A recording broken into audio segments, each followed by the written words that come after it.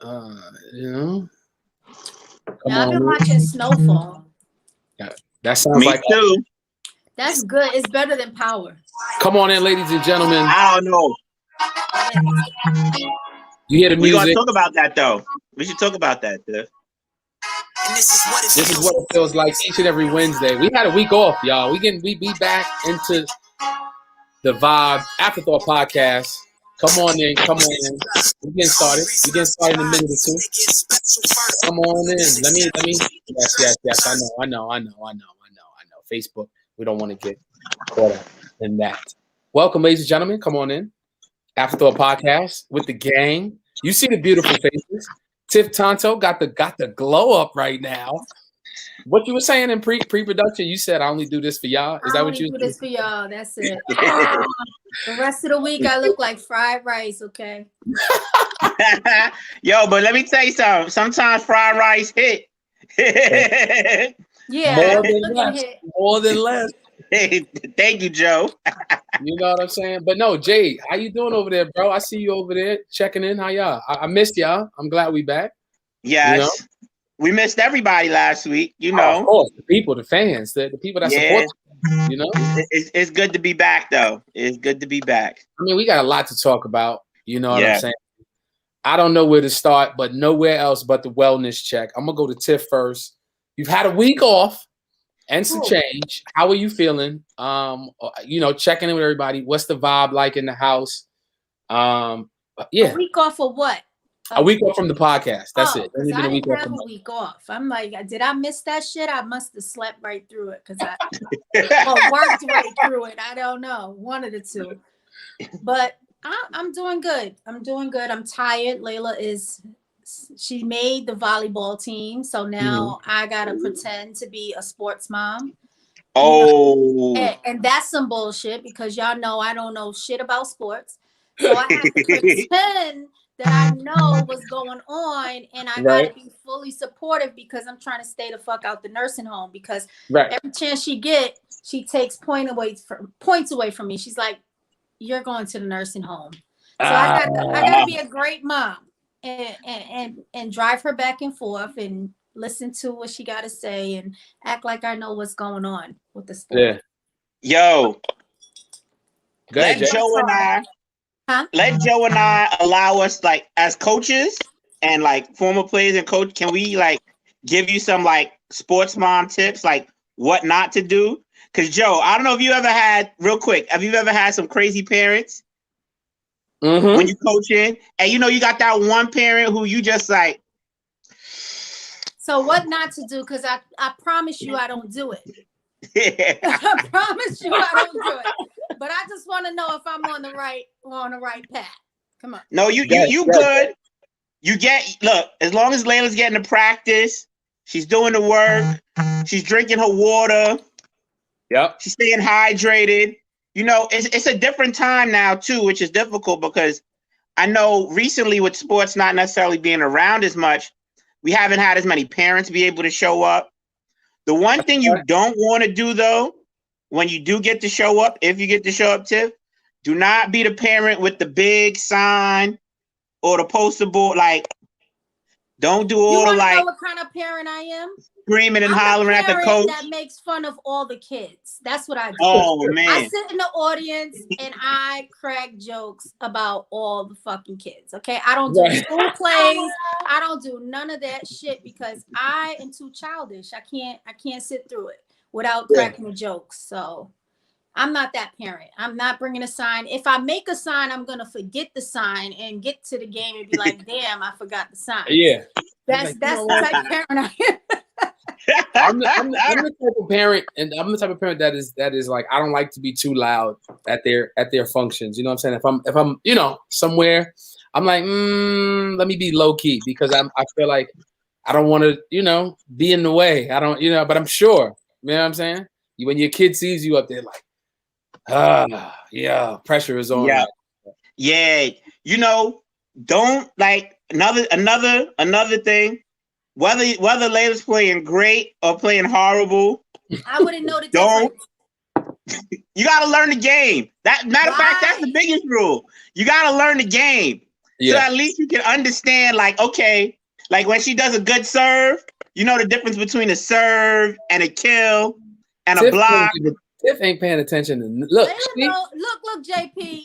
Tiff on her phone in the stand. I know. Straightforward here. Layla knows I don't give a fuck. As long as I drop her off and I support her, that's all she cares. She knows I don't give a fuck. Prim said my son doesn't. Prim said, out the Prim. She said my son doesn't allow me to come to the game. Yo, what up, Amy? Yo, I coach her son. That's one of my best players ever. That's one of my best moms too. That's what I'm trying to tell you. Like, you have good moms who support. It's not because of me. It's because of her son. So like certain kids are uncomfortable when their parents is there, which is another thing too. So I was going to say, like, get a feel for like how she may feel, because like if she may get nervous, because some kids get nervous when their parents are there. Some kids, you know, love the extra support. I mean, you know Layla best, but the one thing I always say is try to get to know some of the game so you can kind of understand it. Don't be out there not knowing shit, Tiff, is what he's saying. Don't be out there. Look, Tiff out there, huh? What y'all need me to do? Bring some water? I can do shit like that. Yeah. I can clap when I figure out who's on her team, who's cheering for her team. I'm going to follow what they do. And that's the fuck it. That's all. I'm following cues. You ain't shit. That's funny. She know I ain't shit, and that's all right. We got a lot to talk about. We got a lot of topics to talk about. I'm talking about, when I say a lot of stuff, it's so much that's happened in the last 2 weeks. And we could start anywhere. But since we're talking about kids and we're talking about, you know, being parents and stuff, let's get right into it. Kirk Franklin's soundbite of him cursing at his son. Was he wrong? Shout out to my people on IG. We on Afterthought Podcast, and we on Twitter, we on Facebook. We talking Afterthought Podcast. Tune in. We talking about Kirk Franklin's soundbite, him cursing at his son. How y'all feel about it? Let us know in the chat. How y'all feel, Tiff? I mean, Tiff, you have a daughter, so it's a little different. But I'm sure you and Layla go at it. She looking at me like, I be cussing that fuck out. I curse her out, and then Layla will be like, but see, I'll curse Layla out. And then we'll have a talk later, and then she'll be like, Mom, I need to have a talk with you. And then she'll tell me about myself. You know what I mean? If I was doing too much, she'll let me know, and then we'll have like a good conversation about it. And, you know, I hear her out.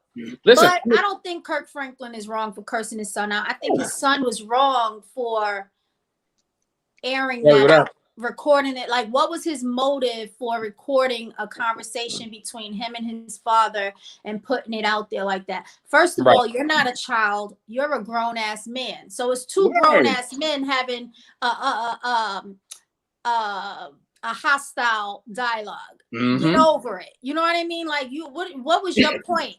In the era of cancel era, you know, exposing error, what was your point? Were you trying to make some money? What were you trying to do? But Kirk Franklin said his son has some mental issues. So yeah, and we could all agree, before I go to Jay, shout out to everybody tuning in, we all agree that if you got kids, sometimes it just get like that. Like, sometimes you just got to take it there. You're doing too much. Sit the fuck down right now. Like, it just goes there. And I don't need nobody trying to be my parent or tell me how to raise. You can't tell somebody how to raise their kids. Yeah. Let me tell you. Yeah. That's one thing. He's a God-fearing man, but you cannot tell this man how to raise his kids. And people that got kids know, don't come in between that. We don't know what happened in the first part of that conversation too. So like, it's been times when my son has took me there, and I'd be like, if you don't, I'm ready to come upside your fucking head right now. You get what I'm saying? It be like that. What you think, Jay? I'm glad that the both of y'all spoke as parents first with a perspective, right? JJ? Because real talk. As parents, everybody has had moments with their parents. All of us have had moments with our parents where our parents may have said something or done something that they weren't proud of. And you know what? As we've grown older, or even when we're adults, they'll say things that we'd be like, all right, Ma, that's enough. Or I have moments with my pops even before he passed, like, all right, I heard you. Like, I'm good. But it's never to the point where I would ever think to be like, you know what? I'm going to record this whole argument. Like, I'm going to stop arguing. We're going to record my parent. And upload and then be like, to the you know internet. what? Let me, after that, I'll record it. chop it up, edit it up, and I'm just gonna put it on the internet for everyone to see. Like, there used to be something like families go through things. This is natural. Like we don't air out dirty laundry and grievances and put all that out in the public. Facts. Like we were raised better than that. And I'm gonna tell you this much too. That man is 33 years old. 33 years old. That's what I'm saying. He's a grown ass man. Who cares what he says? Some of the best cusses come from church. I'm just gonna say that to everybody. Oh, they do. First of all, if he thought that we was gonna think Kirk Franklin was an angel, no, this nigga Millie rocks. Okay, so we do not believe for 1 minute that he does not curse. Exactly. And we already seen Kirk Franklin talking to Oprah about his whole porn addiction and all these other things. So we know the man has had his issues, but he's human. So it's cool. My issue is that, like, as much as your parents can get upset with you or mad at you, I don't think my parents would ever call me no bitch ass, this, that, and the third. They may be like, they may drop, they might have, God rest my father's soul. For 27 years, he never would have said anything like that to me. And the reason why is because he instilled the different values in me. So if we disagree, we would talk about it. It would never, like, as a man, you don't ever disrespect another man and say something crazy like that about him if you respect him. Mm-hmm. Like, you could be mad, but if you don't, there's certain words that men say. Like, you won't call another whole grown man a whole bitch ass nigga or a whole bitch ass. Unless he was doing some bitch ass shit. Exactly. One line you cannot say. Wait. There's one line you can't say to grown ass men, and people on IG know this line too, especially in the streets. You cannot tell another man. You cannot offer him to your private part to say suck my dick. You can't say no. Wild like that. Said that. Some dude. No, I'm not saying. No, he didn't. That's just another thing. That's what Charlie Murphy said. You a habitual line stepper, right? Yeah, like that. You step across that line. That's a fight in a lot of neighborhoods when you say suck my what? You invite me. What parent? Okay. And what parent gonna want to talk to their kid like that? Huh? Now I'm just saying. I was just gonna ask y'all, as parents, we get like y'all could get upset. As a coach, I get upset even with my godchildren. You could want to curse, but you're not disrespecting them out their name. It's more so the frustration and them you having to chill. Like to call someone out their name like that is different. And there's levels to it. And I'm sure he's looking at him now like, you a whole grown man and you've done these things before, allegedly. Because Kirk Franklin's daughter talked about the issues with the brother as well. And how they have a very contentious relationship. How the brother said they're not even like considered, he doesn't even consider them family. That's or crazy. Nothing like that, which is wild to me. So maybe the son is some type of entitled bum.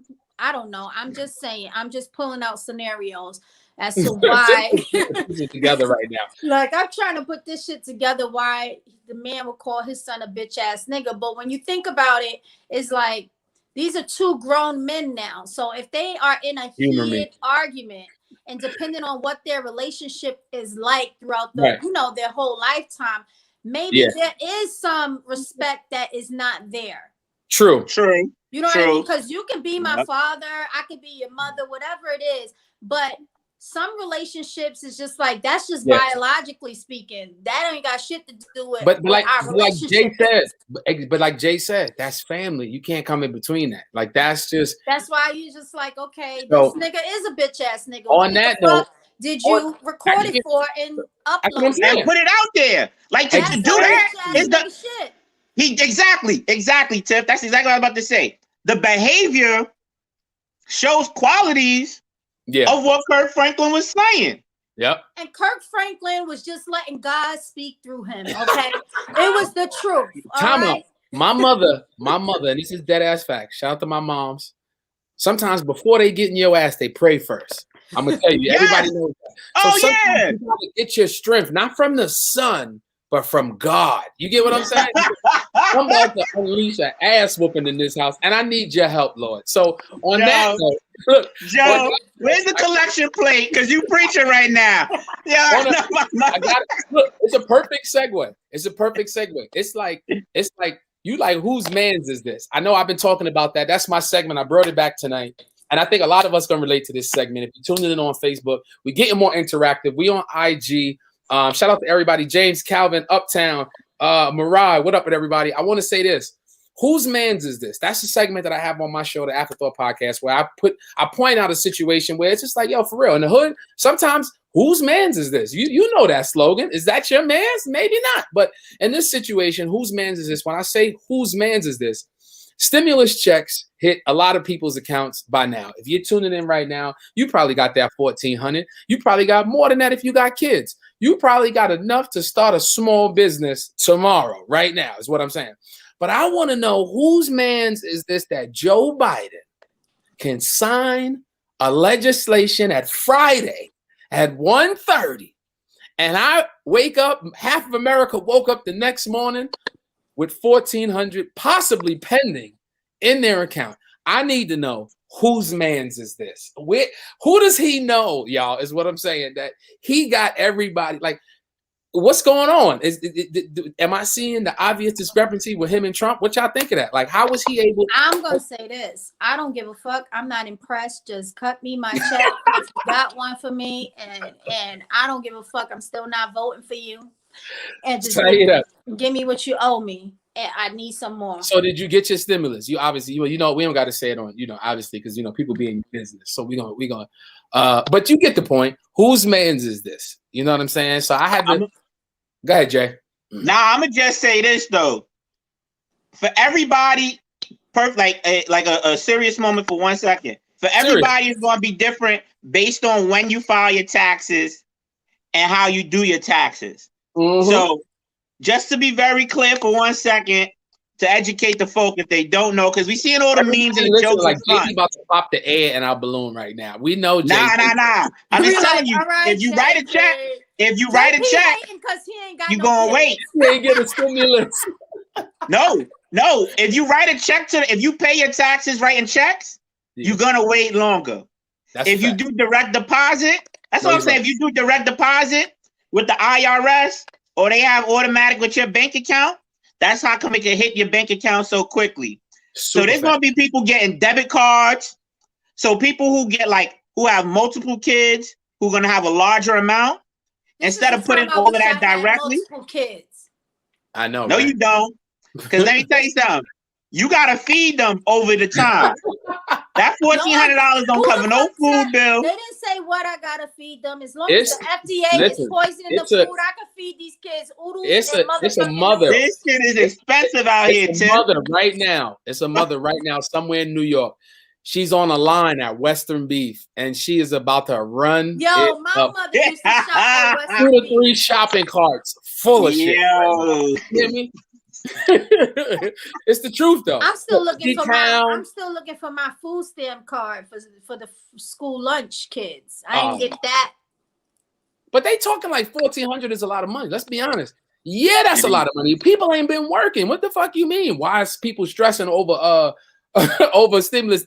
They ain't had no bread. We ain't been able to work. So like that's what kills me a lot of times about the Republican or the far left or whatever the fucking far right, the back of the row, the third row, whoever the fuck these people are. Stop pocket watching.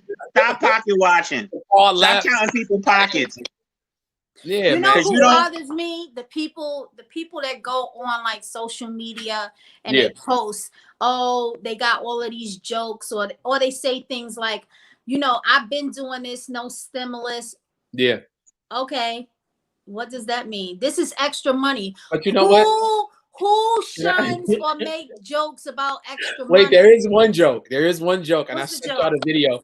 If y'all follow my page, did y'all see the crawfish in the fucking pot? Talking about what the fuck? Y'all gonna kill my mans? Hitting on stimulus. Oh my God, I was crying. Yeah, crying because black folks. Why is it that's the first thing we buy when we get it? Why is it crab legs? Why is it crab legs? Because them shits is expensive. Go to City Island and cut it out. Cut it the fuck Everybody can't go to City Island. Go to City Island. It's like, but listen, you'll save money in taking a flight to go to City Island. Just fly into New York and you'll save money. God damn it.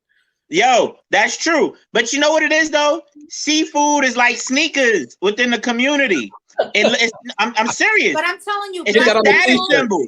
Get that on the t-shirt, Jay. People, we spend money on food and clothes. That's how we find status. That's how we define our status and what we wear, what we eat, and how we eat. No, you're right. Because look how we used to eat. They used to give us the scraps. That's why, we grew up on chitlins and pig feet and shit like that. So if you can eat some other type of scavenger food like crabs, you know what I mean? You living life. Shout out to everybody throwing the thumbs up too. Everybody laughing right now. We live on Facebook, we live on Twitter, and we are live on YouTube Live. Just type in the Afterthought podcast, and you'll see all of our beautiful faces with the gang, Tiff, Tanto, and Jay. So I don't know, man. The stimulus was a big talk the last few weeks, and this next one, I need y'all thoughts. We're gonna get right into it. The Coming to America 2 review. And did you like it? Did you love it? I loved it, or should we scrap it? I want to go to Jay first on this. My people, and throw the comments what y'all think of the new Coming to America 2. JP, kick it off. Did you like it? You love it, or should they have scrapped it? I liked it. I liked it a lot. Mm-hmm. I think I appreciated it for what it is. I came in with no expectations because you cannot duplicate a classic. So I don't ever think the intention was to make a game-changing movie. I thought the intentions were to make a movie that were going to make people feel good. Right. Or give you some sort of nostalgia. Facts. Like, I didn't go in with the impression of like, oh, that's why when I saw people criticizing it, I'm like, you know what? Black folk ain't never happy about anything universally. Like anything. But everyone has the right to their opinion. So I respect that.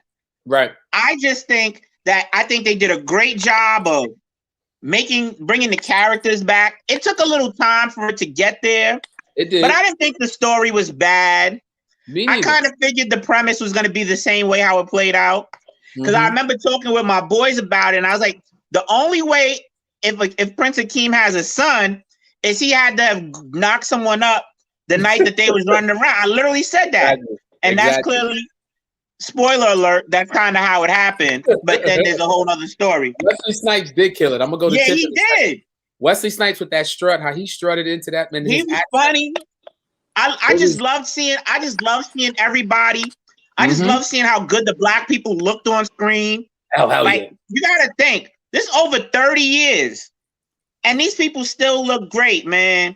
Arsenio, I don't know. Lisa looked a little like she could have used the Botox shot or two. I'm just plastic surgery, because before all of this plastic surgery and everything, someone like Lisa will be like, "Oh my gosh, she looks so good." You know what I mean? But what's her name still look good? Vanessa Calloway, bark like a dog. Yeah, she was. Mm-hmm. They tried to become old. What you think? But I think good.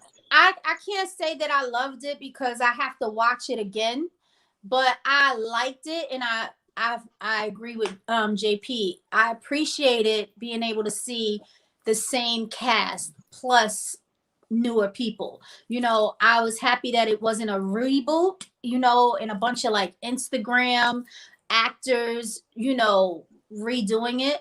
So it was just good to see. It was kind of like a family reunion. You got to see everybody. And like, damn, this motherfucker's still alive? Yeah. Oh, okay. That's how it comes. For me, the scene that did it for me, and those that know, I'm big on the little things in comedy. That barbershop scene was everything. Yeah. From the who that boy Mayweather fighting, Pacamando, whoever wrote that, that's fucking gold. And then he was like, "Oh, that's the boys with the shit on the baby's face." He was like, "Hey, calm down. We ain't talking about that."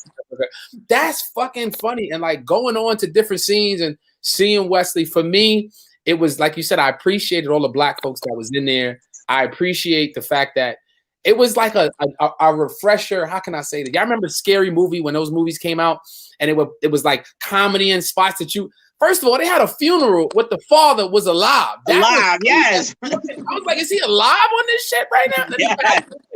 That's funny. And they remade it to make it like a musical, which I thought was so dope. Yeah. Gladys Knight was in there. Come on, like. And Tiana Taylor. Oh my God. Tiana Taylor, beautiful. She looks stunning. Taylor. Shout out to TT.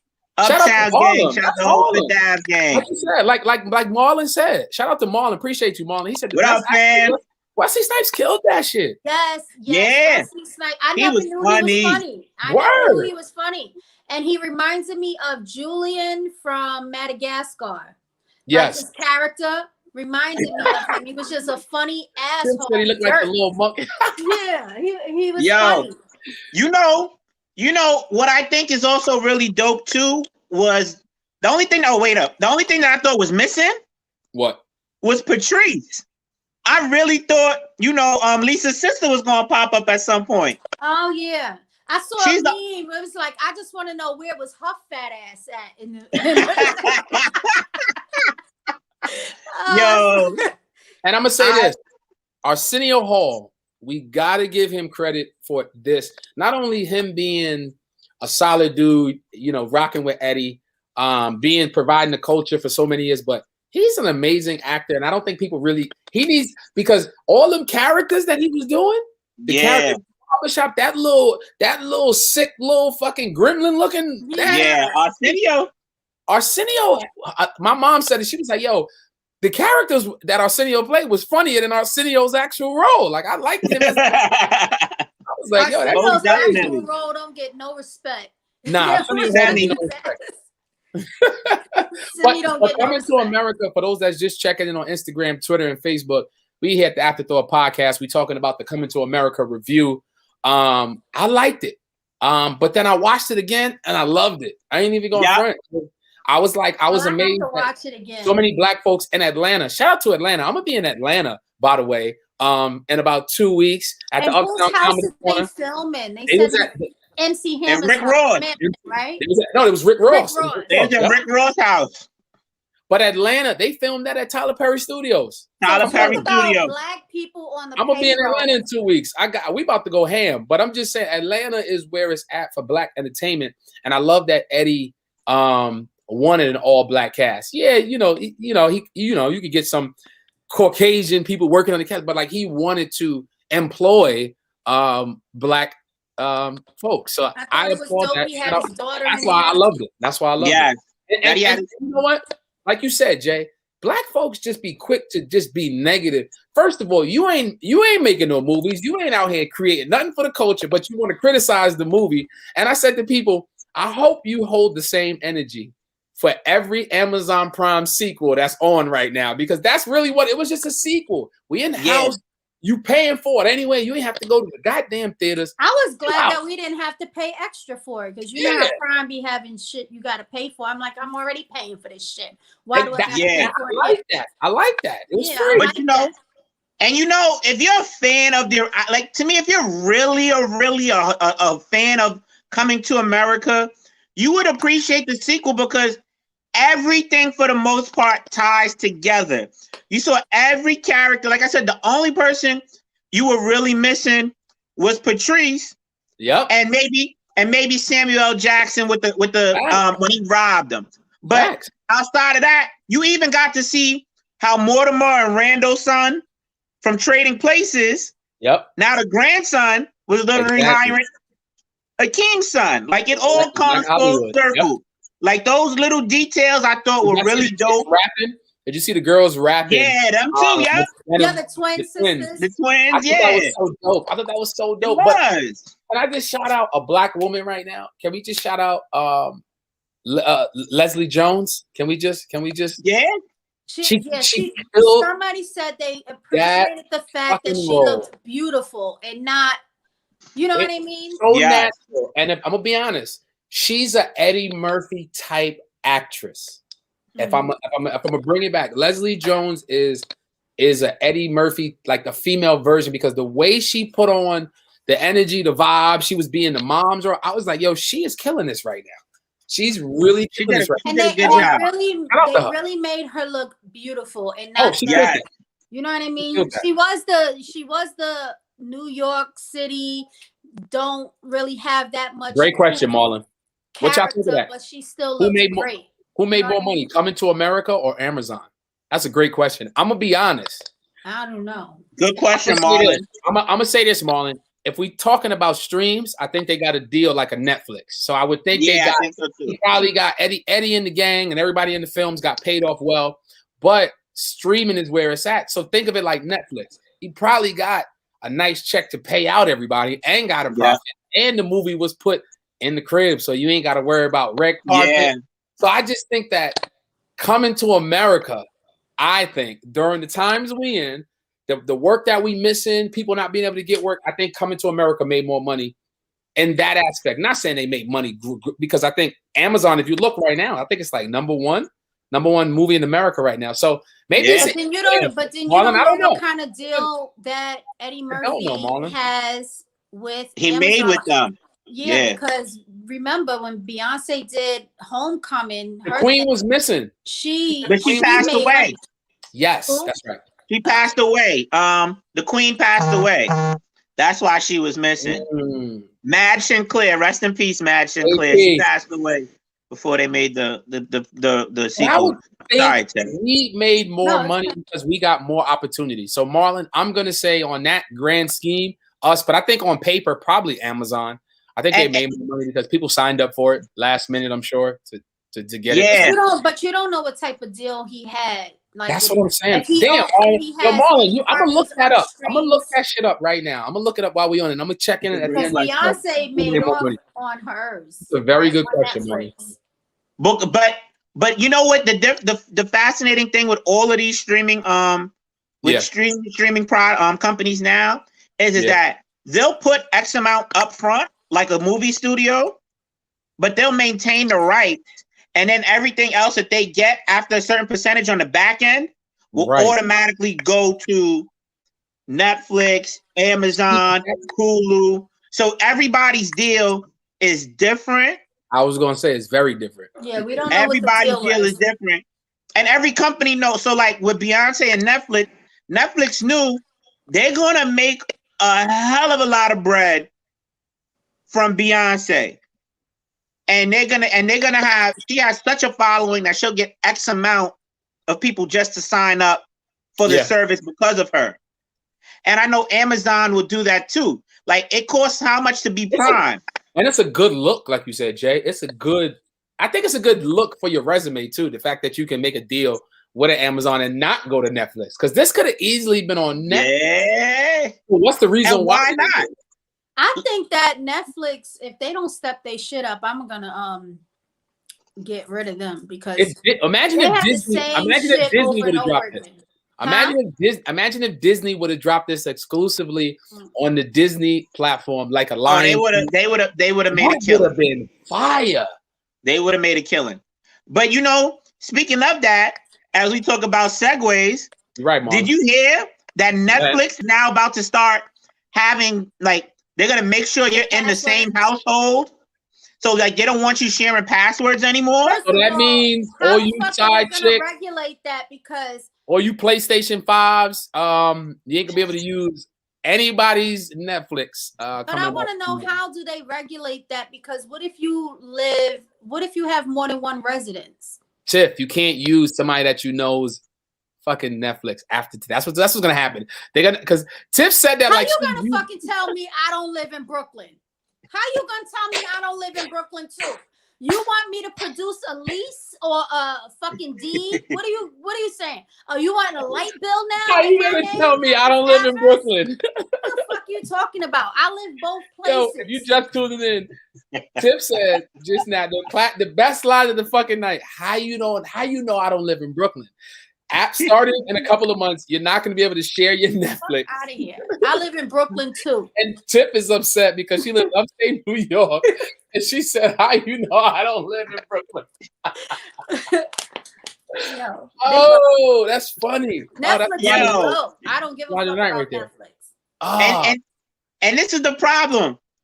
all these streaming companies better be thankful that they actually have people who are actually sharing their product. Because now it gives more people to talk about it. It gives more reason for people to watch and rewatch. And you guys are going based on stream counts as well. Anyway, right. Like, who cares? Who cares if it's one profile, but they're still watching the show multiple times? Like, you're still making money that way as well, too. Like, they continue to do things to take from the people when they know we don't have it the same way. Capitalism. They just need to calm the fuck down because I live in Brooklyn too. Because she lives in Brooklyn. You need to get an apartment. That needs to be ongoing. I got keys. You can't. I got keys to Brooklyn. Listen, y'all came up with 2 great merch products, and y'all don't even know it. JP said seafood is like sneakers. He's a fucking right. That shit is like, that's like off the press Jordans. And Tiff said, how do you know I don't live in Brooklyn? Nigga. That's right there. I'm putting that on a t-shirt. Fuck that's that. on the t-shirt. But I'm gonna say this. I gotta bring this in. Tiffany Haddish wins a Grammy. Congrats to her. Best comedy album. Shout out to the sis. You said the best comedy album? That's right. Does she have the best comedy album? You ain't even know she had a comedy album. She had a comedy album. Didn't. So it was the special that she put out. Did on Netflix.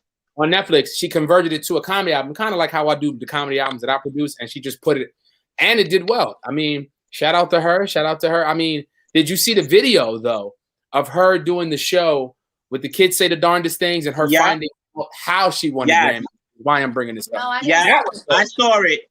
I thought that was so powerful. I think that was more powerful. That was more powerful, Joe, than her actually being there. So what happened, Tiff? Go ahead. They were in her ear. Like, you know how they do the kids say the darndest things? So she's hosting, and you know the producer has the earpiece in her ear and they're talking to her, and the kids are there. So he's running the lines to her like, I was nominated for a Grammy. She says, I was nominated for a Grammy. And then she says something else. Remember, they're repeating it, Tiff. They're repeating her script. She's repeating what the producer's giving her in her ear. And then the producer says, I just won a Grammy. And then she goes, I just won a Grammy. And then she stops and he says it again. I just won a Grammy. And she's supposed to repeat it. She was like, what? She's like, what? And then she shows the kids the earpiece. And while they're talking to her, they said, no, this is real. Congratulations. You just won a Grammy for the album. And then the kids were congratulating her. Everybody in the group was congratulating. That's dope. That's dope. I like Tiffany Haddish because I like how she gives back. You know, she just has a tremendous heart. You know, she seems really genuine. I didn't meet her. I went to one of her shows here at Syracuse University, and just watching her interact with people after the show. She's just a real genuine person. And that's when she announced that she was going to have a Netflix special and that she was sharing her Netflix special with 6 other women. And I just to give them a shot. And I was like, you know what? She's funny to me in movies, not as funny on stand-up, but she got to work through some things. But just that alone, I'm like, I just got a tremendous respect for her. Like, I love her. She pays it forward. Listen, she definitely pay it forward. This was funny, but I went to see Girls Trip. I don't know how I ended up. You know, that shit was fucking. That was hilarious. Most niggas be like, I don't know how I ended up in that theater to see Girls Trip, but I'm glad when they put her and Mike Epps in the same scene. It was almost like the changing of the guard. It was almost like when she was buying the serum for Mike Epps in the middle of the alleyway. And I was like, wait a minute. This is so dope because they're very much alike. They're very much alike. Yeah, they just goofy as fuck. So shout out to them too. It's so much going on out here. I got another one for y'all. Let's just get right into it. We're talking about cleaning up our acts and we're talking about things. Stacey Dash. You got another topic? Joe? How we go from something so amazing and empowering the black woman, and then we gotta go to it's in the same regard. Why did she get like that in the first place as a black woman? So Jay, I know I know what happened. Go ahead, Jay. I'm gonna tell y'all, everybody listening, pay attention. If y'all remember the All Falls Down video with Kanye West and Selena Johnson, who was in the video as the leading girl? This girl. It was Stacey Dash. All falls down. I'm telling you, ever since they got in the back of that limo and came out, Kanye West and Stacey Dash ain't never been the same again. That was just a throw-in. Something happened there. So what happened? What do you suppose happened?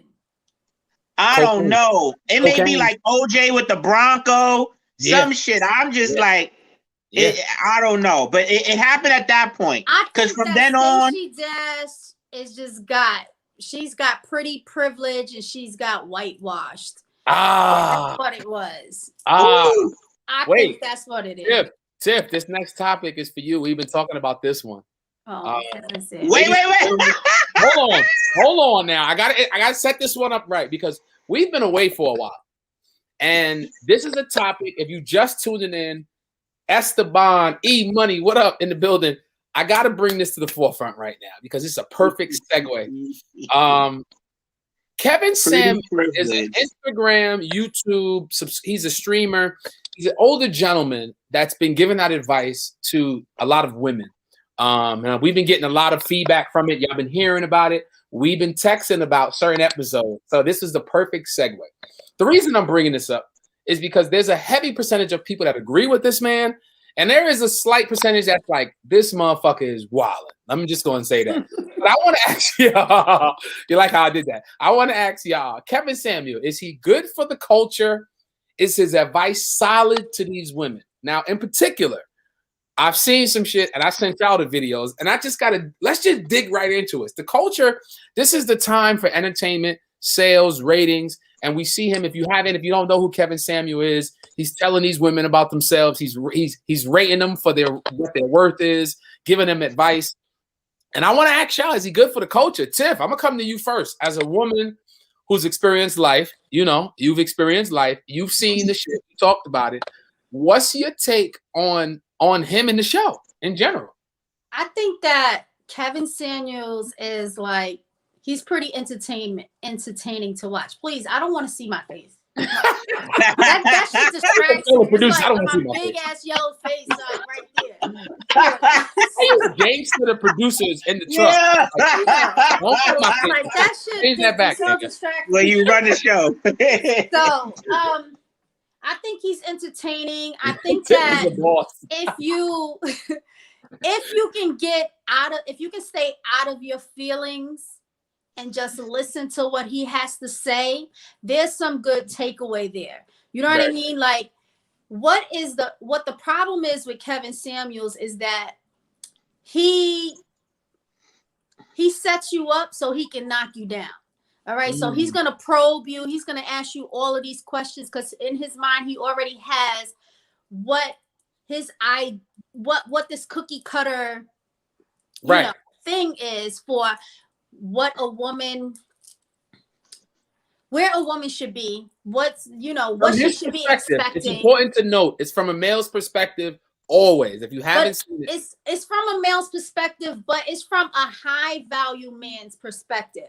So what he does is, I like how you said that. He asks you, right? He asks that's what he says. All of these questions to see where they're at and are they eligible for the man that they want, and do they know what the men want that they want, right? And do you have that to offer?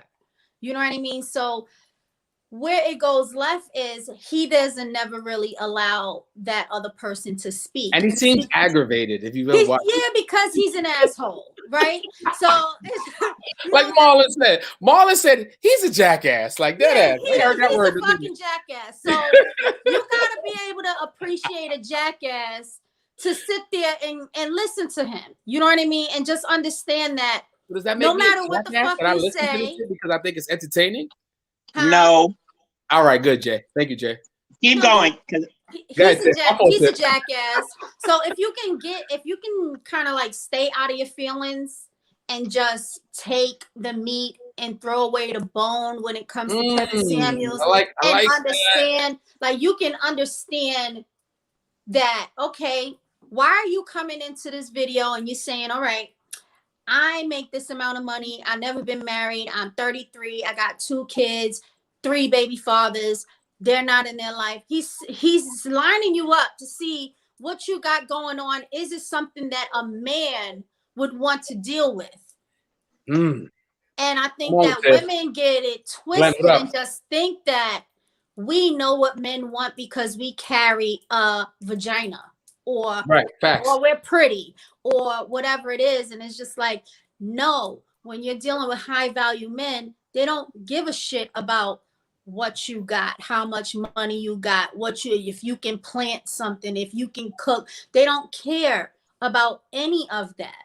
You know what I mean? They want to know how convenient you are, how agreeable you are, how can you make my life easy? How do you fit in my life? Not how I fit in your life. And that's just what high value men are about. So if you're saying you want a 6-figure nigga by the name of Jigga, can you get with my program? Because I'm not trying to get with your program. Come on, sis. These women are not getting that. Sam Jones is checking in. You don't need to be a high value man. Yeah.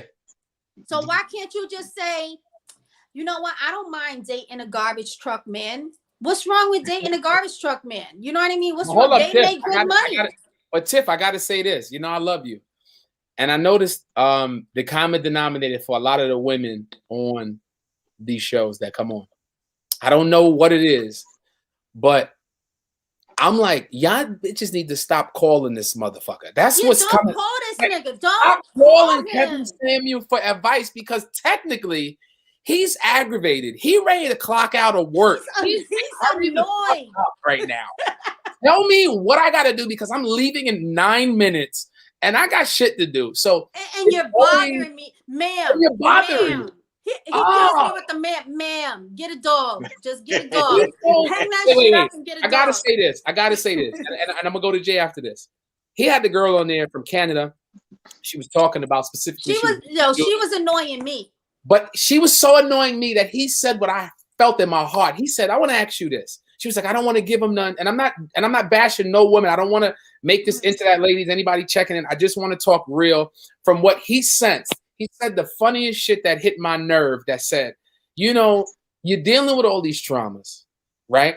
And what's the term? You know, we have cars, right?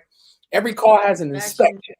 Your car is not up to inspection. And you out here in these streets driving like that. When he said that, I wanted to cut the light off and go to bed because he hit that. But you know what? That shit is that analogy is so real. You know what I mean? But the thing, some of these women that sit down and talk with him, they just prove his point. So you can't even, if you're a person that's rational and logical and you can get past his delivery, and he might have a thing, a disdain towards certain women or whatever. We don't know what the fuck his issues are. And also, too, I gotta say this before I go to Jay, because I gotta hear from Jay on this too.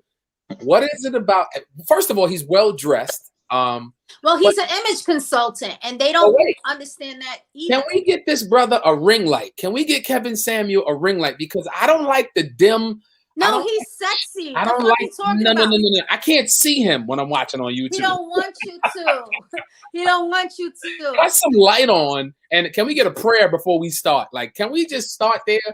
But I want to go to Jay because Jay and I have been talking about this fucking guy, and we were like, "Yo, is he the truth, or is this nigga bitter and just the second call?" Let me just finish one thing. Please, I think that he might be a little bit bitter, but you can't tell a guy like that that he's bitter.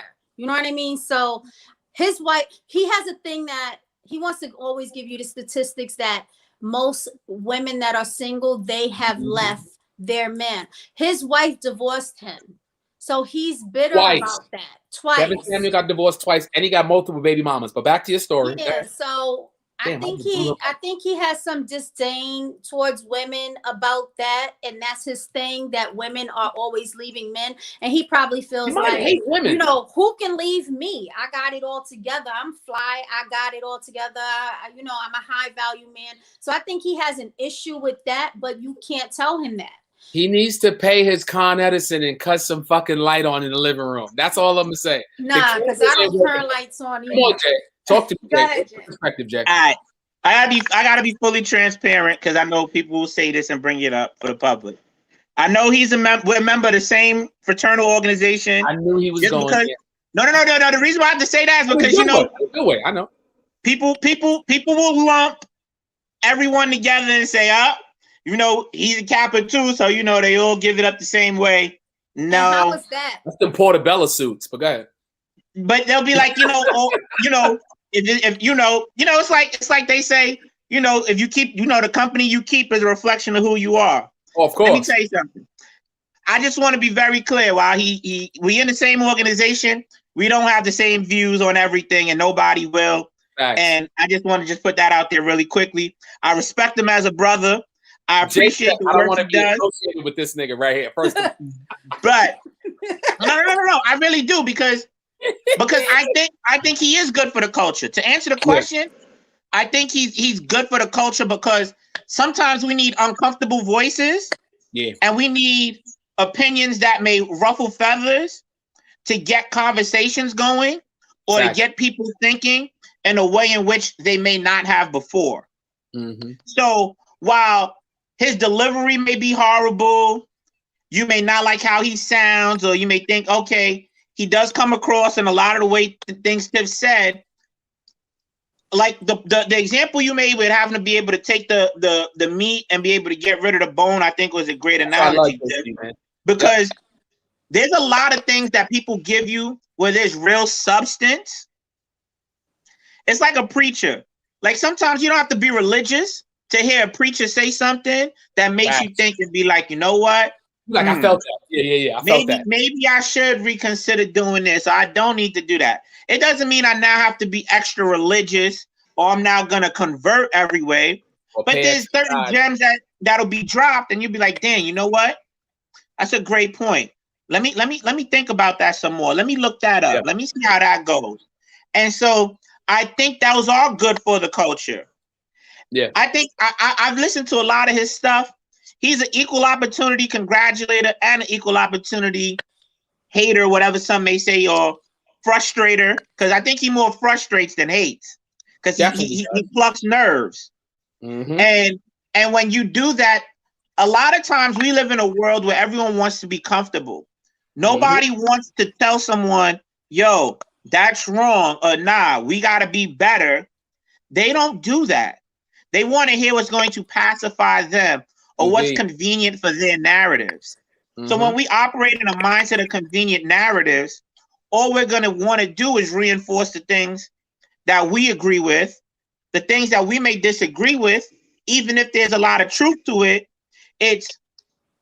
But that's not me. Mm-hmm. But he's not talking directly to me or you or Tiff. This is a general thing. And sometimes it's just like when men get upset about women who say, oh, niggas ain't shit, or black men are this, and black. Every woman is not talking about, they're not talking directly to JP. They're not talking directly to Joe. And JP and Joe don't get offended by it because, look, if it don't apply, you kind of let it fly. Hey, JP, you don't even know what you just did. You just did an alley-oop just now. When you talking about, that was a perfect segue, just because the producers was like, JP, we're going to start with him.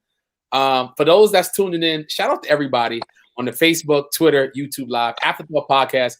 We got the fireball of like topics. We getting them left and right. And Jay, they asking for your first. Tiff didn't watch it yet, but The Bachelor. Oh, yeah. Watching The Bachelor. When you say dudes ain't shit, sometimes chicks don't be shit neither. If you've been following The Bachelor, they just had a season finale. The Bachelor, black brother, looking like Tone Bell, one of the actors in fucking Insecure. Shout out to my guy Tone Bell. That's why I said that. But The Bachelor picked Rachel. And those that know, I don't watch it, but I sound like I watch it. Long story short. But I sound like I watch it. On live television. he dumped her because there was a racist moment that had happened. I want to say present. It was kind of recent, and he dumped her on live television. So Jay, I know you want to talk about that one, but yeah. Shout out Bachelor. Shout out to my grandmother, because I didn't watch it either. I was watching the Knicks Nets. Now I was out. Full transparency. I was at my grandmother's crib. I was texting you. Yeah, I was at my grandmother's crib. Joe and I, we talking about the game, and I'm telling him about the Bachelor at the same time. So we talking Knicks Nets. We talking Knicks Nets game, and we also talking about the Bachelor. So my grandmother watched the Bachelor. That's her shit. That's her show.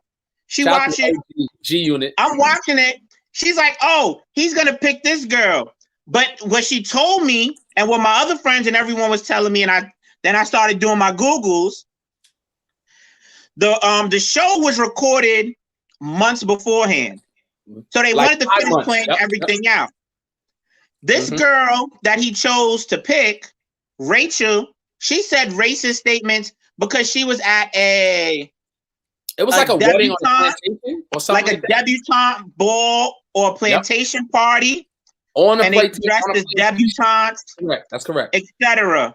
And they did, and when she posed for the picture and talked about it, why people, you know, like that, Tiff? Because this is getting people good. Addressed, because you know, people, those are my favorites. Those are the Haribos. Tiff got you got me distracted because those are my shit, Tiff. They're the gummies. Those are the best. Haribos is the best. Oh shit, go ahead, Jay.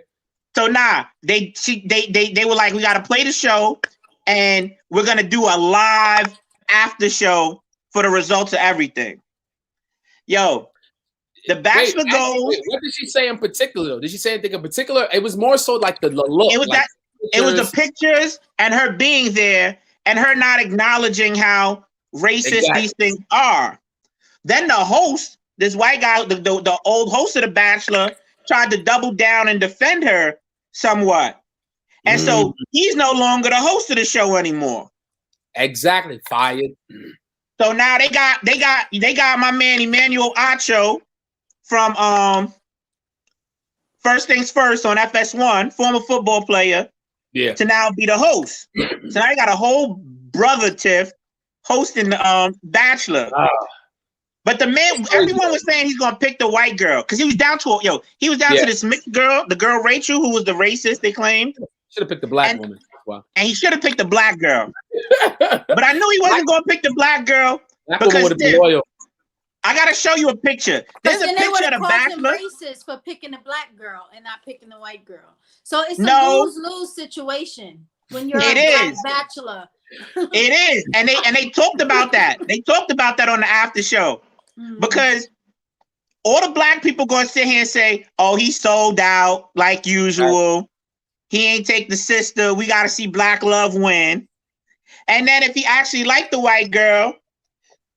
And the way he dissed the black girl, everyone's gonna be like, Black Twitter gonna drag his ass. You ain't shit. I mean, a black sister would have been stereotypical, but that's a whole nother show. That's a whole nother. But she wouldn't have been racist like that. Like, she gonna love who you are. But the thing about it though is that I think. So what he said was that when he heard the pictures and everything, Ready, what up? He called her. He called her to talk about the situation, and then they broke up like over the phone. He dumped the Bachelor dumped her on it was technically he dumped her on the phone, but they aired it as an extra, like it edited that shit in and like talked this show. Joe, I'm telling you, it was crazy. Guess what? They came back and talked for the first time on the show. They can't handle rejection, and white women especially can't handle rejection from black men. So I won't be surprised if some shit come out and he raped her and all this other stuff. You know what? Shout out to them gummies because I wish I had some right now. I wish I was. Word.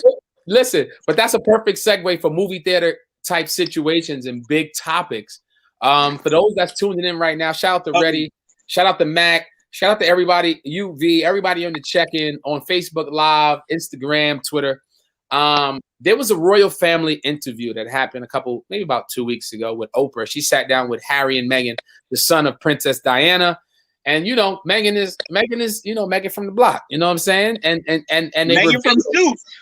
That was my show at USA. they revealed to us in the country that there was a lot of racism going on in the royal family, and how they being a mixed child was coming into the world. She said that there was a lot of issues in that. So I felt like, I mean, I could see that. Y'all remember Life? Y'all remember the scene in Life when they trying to figure out who the pappy is, and everybody's like, oh, the pappy, and the doctor comes out the room with that fucking apron and the blood is on. He like, it's a biggin. Like, that's that moment when they like, this British shit is going down the drain if we allow Meghan. So I could see that. But the reason why I'm bringing that up, Princess Diana, I was watching, you know me, I get in my rabbit holes time to time, and I read into things, and it was said that she left him money intentionally, because she knew that, first of all, she was pregnant and she had a baby from a Muslim dude, and the family didn't know about it. So word on the street is, and allegedly, she was, it was a Maury episode, Jay. That's pretty much, and that's how. So Muslim dude meaning what? Like of Muslim what ethnicity? The British family is not feeling that, because Muslim is like black, goddammit. So it's like, it is what it is. So it kind of reminds me of that. It's funny that she kind of looked into the future and was like, you know what? Let me hold my son down now, because of course we've been watching Harry grow up for a long time in the media, TMZ, whatever it is, magazines, social media, whatever it is. But the fact that she saw this coming was interesting, in that they kind of outcasted him, took his money away. He had to go into his trust fund. And it's like, damn, all because I fell in love with a black woman? All because I fell in love with a black woman? Y'all got to cast me out? So I just want that to sit right there for a second. Damn. Like. I think it's a great educational moment, great teachable moment, so that he can know how his people is. You can't fall in love with a woman that is of color. Or outside of what we believe in. So if we don't know. If he never knew that before, he knows now. Oh, he 100% knows now, but he thought it was sugar and tea before this. Like, we good. And when they take your money away, when the royal family takes your money away, you ever go try to buy something with your debit card, and you ain't got no money in there, but you still try to buy it? That feeling is terrible. Like, let me see if the credit card gonna overdraft my shit. Like, stripped of all his crown money right now. So I'm just like, I don't know. It's crazy, Jay. What you think, Jay? I don't know. Because anybody that Oprah interviews is worth her time. Oprah got time for shit like that. She was like, oh my God, can you for real? Oprah knows money, and Oprah knows ratings. Facts. And that's the bottom line as far as. Let me not say that, but go ahead. You're right. Go ahead. Say what you're gonna say. No. I don't know. Afterthought podcast. We talk about it. We're not controversy. I don't want to say before we get started. Wait. Are you trying to say Oprah saw a wrinkle in time and she was like, let me jump all in this motherfucker right now? Is that what it was right there? Y'all ain't even catch that. No, we got the wrinkle in time, Joe. We focused. I got you. Tiff, what you think it was, though? What you think it was, Tiff? I'm not going to say it. Okay. That's fine. We don't have FCC watching us, but it's all right. But listen, nah. You never know who's watching. Yeah, that's a fact, Tiff. Matching those views, baby. So we're not starring Buckwild. We ain't starring Buckwild. That's a fact. Let me tell you something. To that point, to shift for 1 second, Tiff is absolutely right. There's more people listening and watching who ain't congratulating, but they see the movement and they saying less, but they fully know what's happening and what's going on. So we do have to be affiliated, though. She thought she was. She tried to say that she didn't know who Prince Harry was. That's like listening to hip hop music.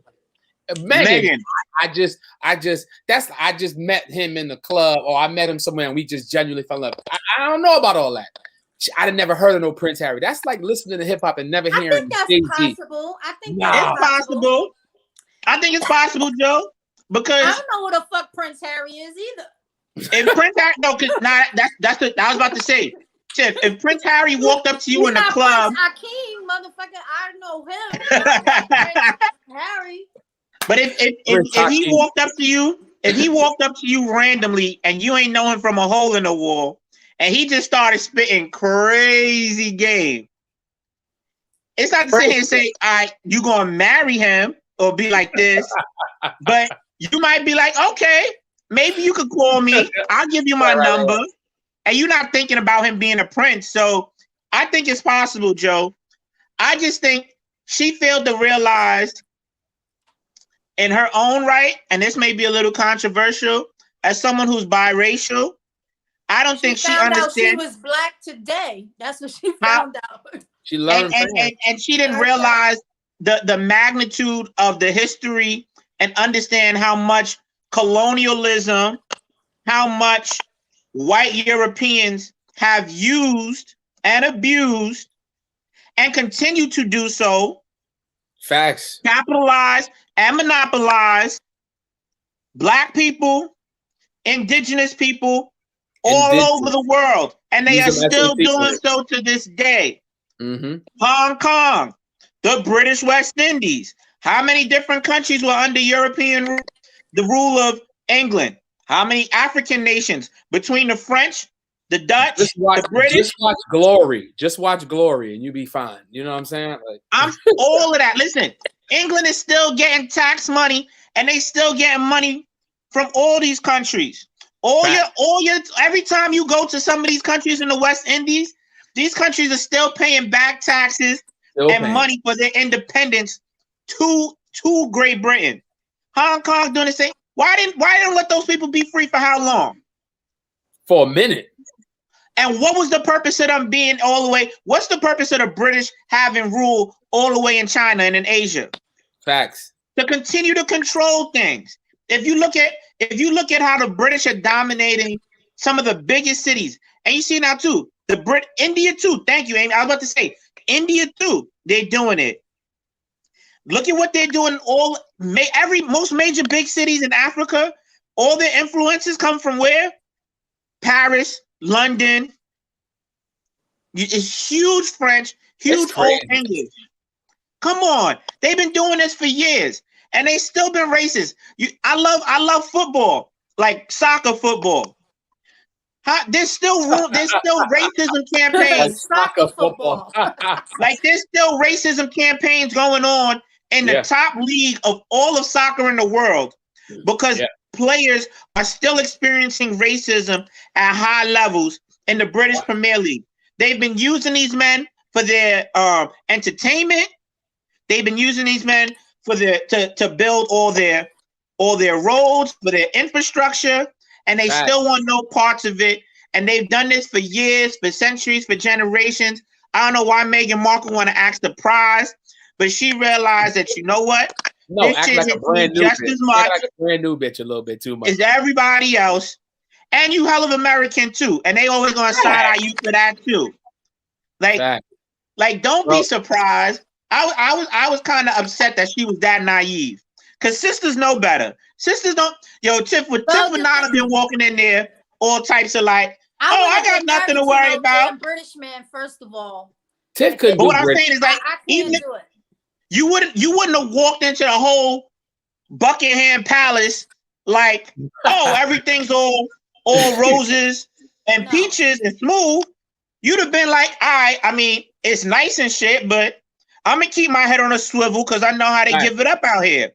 She ain't do that. She played herself. You know what? The thing is this: she probably never really had to deal with that because of the way she looks, featurism, colorism. She probably didn't have to deal with that. That's that entitlement. You know what I mean? And some people, some people are woke enough to be like, okay, they can see all the microaggressions, and some people just don't get it at all because the privilege has been working for them, so they don't see it. I'm like Marlon. I'm like, I pray too, Ash. I'm like, to see that shit. You know what I'm saying? Until you that's true, Tiff. You're right. I'm somebody that sees it. First of all, facts. I see it right away. You know what I mean? So, but everybody don't see it. Everybody that looks like me don't see it. They will tell you colorism don't exist because the privilege is working for them. You understand what I'm saying? Hey man, let me just throw this out there. Some of the best babies were created with Black and other ethnicities. Let me just say that. I'm just going to say some of the most beautiful babies have been created. So the fact that I'm gonna be honest. I seen the royal family. Ain't a pretty motherfucker in sight. I've seen the whole. You seen the aunt, the sister, the grandmother. They all need. So they should be fucking happy. God damn. They should. Listen, I'm glad y'all got a black baby up in that shit. Everybody not worried about that. Yes, it's Prim. About privilege. Prim is right. Prim, I said I want to have a baby by the blackest black man because I don't want any pink babies. I grew up no pink babies. Light skin. You see how I look, right? I grew up in Spanish Harlem. My brother is dark skinned. He's darker than you, Joe. My mom is probably about your complexion. She looks like Layla. That's okay. So I was never black enough, you know what I mean? And my brother was never good looking enough growing up in Spanish Harlem. So I always wanted to be brown skinned girl with coarse hair. And I was like, you know what? This shit is whack because I want to be recognized as a black woman because that's what I am. You know what I mean? So I was like, I gotta have me a black baby. And I got my little brown. You got you a brown and black baby. Listen, man, the black makes everything better. I'm gonna come on out and say it. You can go ahead and challenge me on that. I would meet you in court and settle out of court because you ain't gonna beat me on that. I got a segue that we got to segue to. We got a couple more topics. Shout out to everybody tuning in. Everybody just now. I just want to shout out everybody out on Facebook, Twitter, YouTube Live.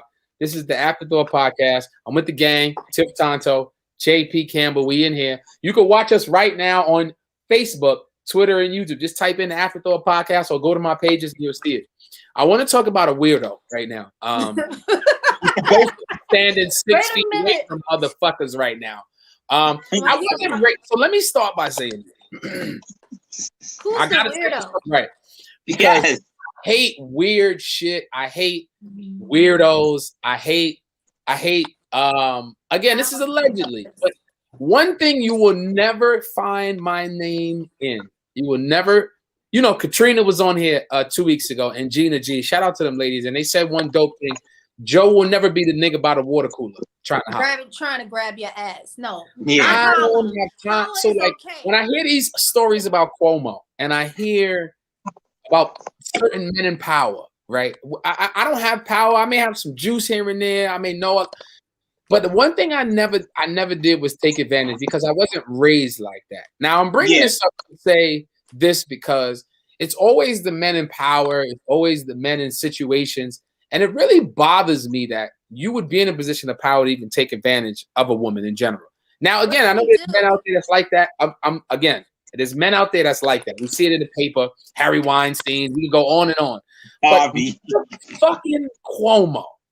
What did he do? I don't know. With his nipple piercings and his fucking... Oh, he got nipple piercings. Andrew Cuomo, for those that don't know, is allegedly... there's an investigation happening right now with him and possible, allegedly, sexual harassment for past workers and interns that work with him, whether it's touching people's faces, kissing them, asking them weird questions. But this is... Jay, I got to go to you. Yuck. You will never... not because I'm just like, who, like TK Kirkland says, who fucking raised you? Like that should never come up, even if you was raised right. You get what I'm saying? How did that come up where you're in scrutiny of the media and you supposed to be saving New York, but you out here in the paper? So I'm bringing this up to say this, Jay. Why is this happening now? Is it attack, or do you think there's some validity to this happening right now with Cuomo and these women? I think they are like that. I think with power, to a certain extent, comes a level of audacity. Or that's the word right there, Tiff. You have no chicks. That's it right there. You have no girls. And when that happens, sometimes those people feel a level of entitlement to say or do whatever. Yep. My thing with Cuomo is this. This is not a situation. Hold that thought right there. Go ahead. This is not a situation where it was a grab him by the pussy thing like Trump and do all these things. I think we have to realize it's not to make any excuses. I'm just putting it out there. I'm not making any excuses. I want to be very clear. I want to explain that but I'm coming. He's an old school Italian. He's an old school Italian kid from Queens biker club. He looked like he's a part of a fucking biker club. He's connected on Thursdays. Yeah, that's what he looked like. He's connected. His pops was governor. Yep. His ex-wife, his baby moms. You gotta realize his ex-wife is a Kennedy. And so his brother's on CNN. And his brother. Yeah, that's why I don't understand why we watch the news. So Jay, that don't have to me. That has nothing to do. I think one has nothing to do with the other. Hey, I gotta swing this your way. I think it's different. Hold on, Tiff, and I want you to rebuttal after Jay. Jay, I gotta factor this in. Shout out to Steph to the left. It's my homie from out in New York right now. Supporter of the show. Comes to the comedy shows of mine. She said, I'm trying to figure out why it takes years for these women to bring this shit out to light. And that's what I was gonna say. I want to piggyback that. Like being on an airplane. If the plane's going down, are you letting the people know right away? Are you on some like, well, fuck it. This is it. Why don't let me know. Do not let me know. Why is it taking so long, Jay, for these women to come out to light? And then we're gonna go to Tiff on that because I need to win this. And that to me is a huge question that I have, because to me this is about narratives as well. Right. And I think this is a bigger political game when we talk about why you can't really trust either party too much. I thank you, Marlon. I was just about to say that. People think Cuomo might try to run for president. He needs to run. I think they WBLS, take Michael Baisden's spot and do the fucking power. Look, Joe, I'm gonna tell you this, and Marlon, I love you, fam, but I'm gonna disagree with you on this. I think he needs to stay, and I think he needs to allow due process to occur. The reason why is because we have systems in place for a reason. People weren't, when Trump was saying and doing all the crazy things he did, and when other politicians have done that, did anybody go and ask him, you should just resign now? Great point. That's a great point. I give you that. No. You know what they all did? They all had to go through every single boring, tired, long part of the judicial process. Impeach him twice and still ain't get him. They impeached Clinton for getting his dick sucked. Come on. Impeach him for getting his dick sucked. Like, damn. Let's really think about this here. Be able to do that. Let's really think about this here. There's a lot of people in powerful places who don't like the way he was getting certain attention for certain things. And the problem is that like all three of us as New Yorkers can be, we can be very unapologetic about how we give it up. And when we believe something,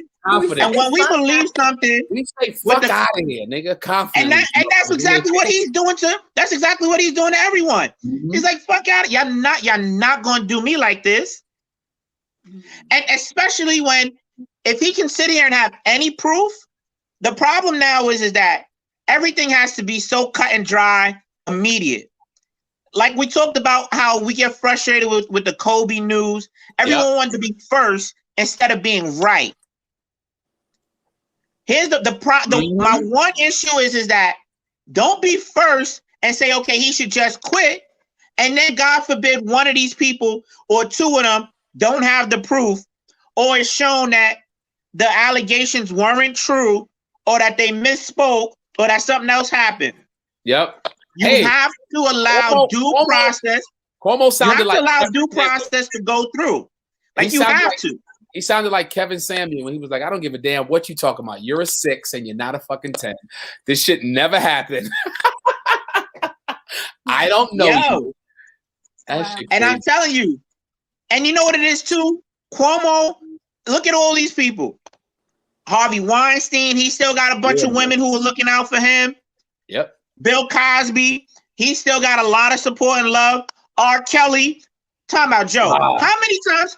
Why are we talking about R. Kelly? He doesn't. No, I'm saying what I'm saying is that the people who are actual monsters still get love and support. Is what I'm trying to say, Tiff. Like R. Kelly got real, like people know what he did to these girls, and there's still a large core of Black women still supporting him, saying, I can listen to his music. He wasn't talking about me, or these girls knew what they were doing. So you're gonna find that type of talk anywhere. Say that you're supposed to separate the art from the artist, and you should separate the politician and the work that he's doing from what? The alleged misconduct. So why should he resign? That's the argument. No, because the thing is this: when you're a celebrity, you don't take an oath. When you're a politician, you take an oath. Facts, Tiff. So you know what I mean? I don't know. To do what though? I agree with Steph. Steph said these women are made famous, then accused. That's and then they profit off the shit. That's what's so crazy. Yes, I don't say the book deals, the interviews with Barbara Walters or Gayle King or whomever. They gonna go do the whole tour. They're gonna go do the whole tour, write the book, and then what? Get rich after that. And it's not to sit here and say, let me be very clear. When someone says something happened to them where they felt violated, listen, believe them, hear them out wholeheartedly. Always, you should always. Do not come across and just try to dismiss someone's feelings or experiences because they're not yours. And if you were not there, you can and cannot invalidate them. Like you don't have that right to do that. You just don't. So let me be very clear about that. All I'm saying is that he should not resign because I don't know if the allegations are stopping him from doing the job that he's doing as governor. And I think the job he's doing as governor has been solid for the most part. He ain't perfect. None of these politicians are perfect.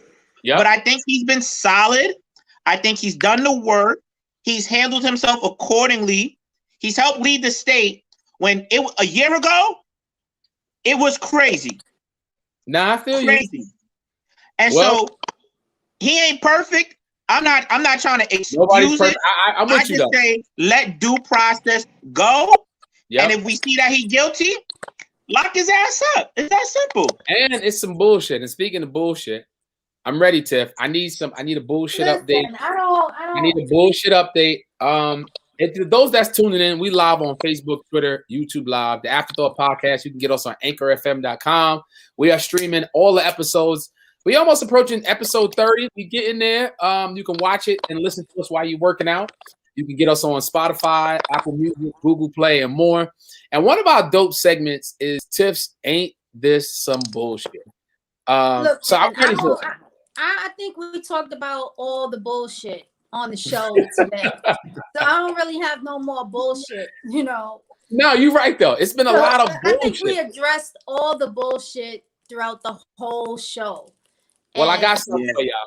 Y'all flown before, and this is no bullshit. Yeah. If you've ever been on a plane, no bullshit. If you've ever been on a plane, those tuning in right now, you experience turbulence. Turbulence on a plane is a motherfucker.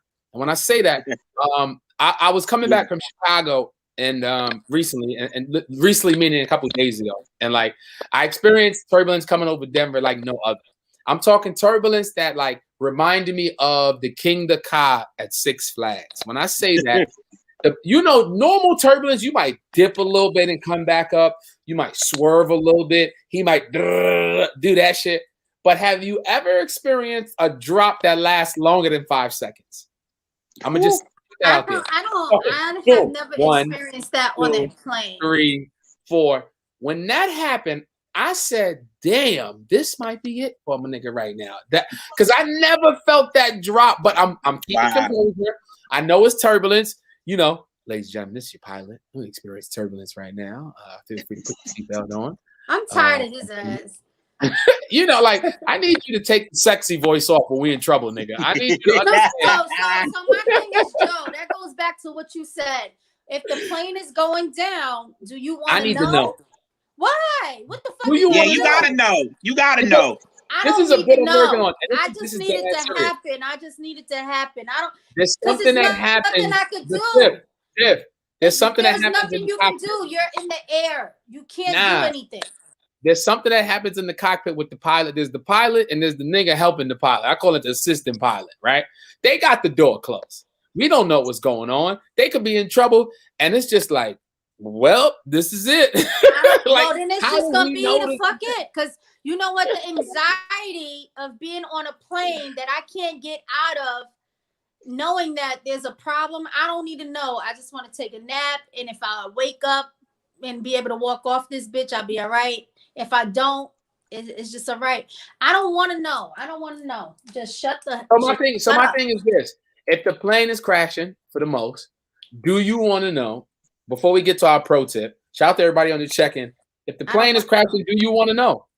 Yes. Up. We on the Afterthought podcast. We live. We've been streaming for almost an hour and a half. We everywhere right now. You better tell me this shit about the drop. Do with that information? Turbulence is real. That's the topic. Yeah. Let me tell you something. I'm turning the Wi-Fi on, whatever. Because when you're still in the air, turbulence or not, you can get a little connection. Yeah. I gotta let them know I love you. Might get a little crazy, you know. I'm gonna say this as a comedian. I just can't. As a comedian, I travel a lot of states, and we try to save money when we're purchasing our tickets. And sometimes some of the first airline tickets that pop up are the cheapest tickets. So what happens is there's flights like Spirit. Everybody done flown Spirit. Spirit, you gotta keep the pilot. You gotta stand up like you on the train in Manhattan. It's a whole fucking production. You like, I don't even get a seat. Nope. And your bags cost $300. You like, you know what?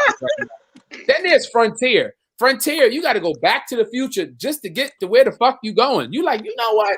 I don't have this type of layover time. I need to get where the fuck I'm going right now. Stay away from airlines that are named after bullshit. That's my fucking ain't this some bullshit. That's the bullshit. Pay the extra fee. Get you a JetBlue flight and enjoy life. That's what I'm saying right now. Yo, Tiff said that's like no flavor without the soul. I'm crying. On the serious, listen. Before we get serious and close out, we got a couple more things I gotta do. We got the pro tip coming up. Yes. But I wanted to shout out a couple of things I wanted y'all to watch for. We in the crib. And I need you to watch a couple things. Obviously, I threw it up here for those that's on the IG live right now. Coming to America 2. You need to watch that. Support Black folks. A lot of my comedian compadres is in there. Nav Green, Rodney Perry, Lunell. It's many other people in there, but support my people in Atlanta doing that. Charm City is something I think y'all need to watch. That's dope with Meek Mill. It's about the bike. What is that on? It's on, I believe it's on HBO Max. But if you in the hood, I saw Charm City already. If you in the hood and you know me, you got Put Locker, you got 3movies.com, losmovies.com. You got all these pirate. Yeah, you can watch it. And the Woody Allen documentary. Y'all need to watch that. Y'all need to watch that. All right, y'all need to watch that. The Woody Allen documentary about him adopting that little girl and marrying her. He needs his ass. Mia Farrow. I want to go to his house and whoop his ass. How is that even legal? Like, how does that happen? See, that's grooming. White privilege. White privilege. All I'm gonna say. Old white privilege and money can get you. Woody Allen shit. Jackson. Yeah, I said it. Anybody that adopts a kid and marries them, you need your ass beat. That's it. There's no discussion. I did say Michael Jackson because the way Michael Jackson was holding that little boy's hand on ABC. Think Michael Jackson. Don't do Mike like that. Don't do Mike like that, Joe. Come on. Let me say this. Don't do Mike like that, Joe. I'm gonna say this, and I've said this allegedly. Nah. Michael Jackson. Exactly. Michael Jackson. But hold on. He just didn't. Hold on. He has some arrested development. Hold on. And Mike was getting a joint. He was not a pervert. If y'all sitting here telling me that motherfucker wasn't where he needed his ass beat too, then I don't know. Because it's still not right. It don't look right. Even if you are mentally. It doesn't matter what it looks like. You know what I don't like about that? Let me tell you what I don't like about that. Because I respect it.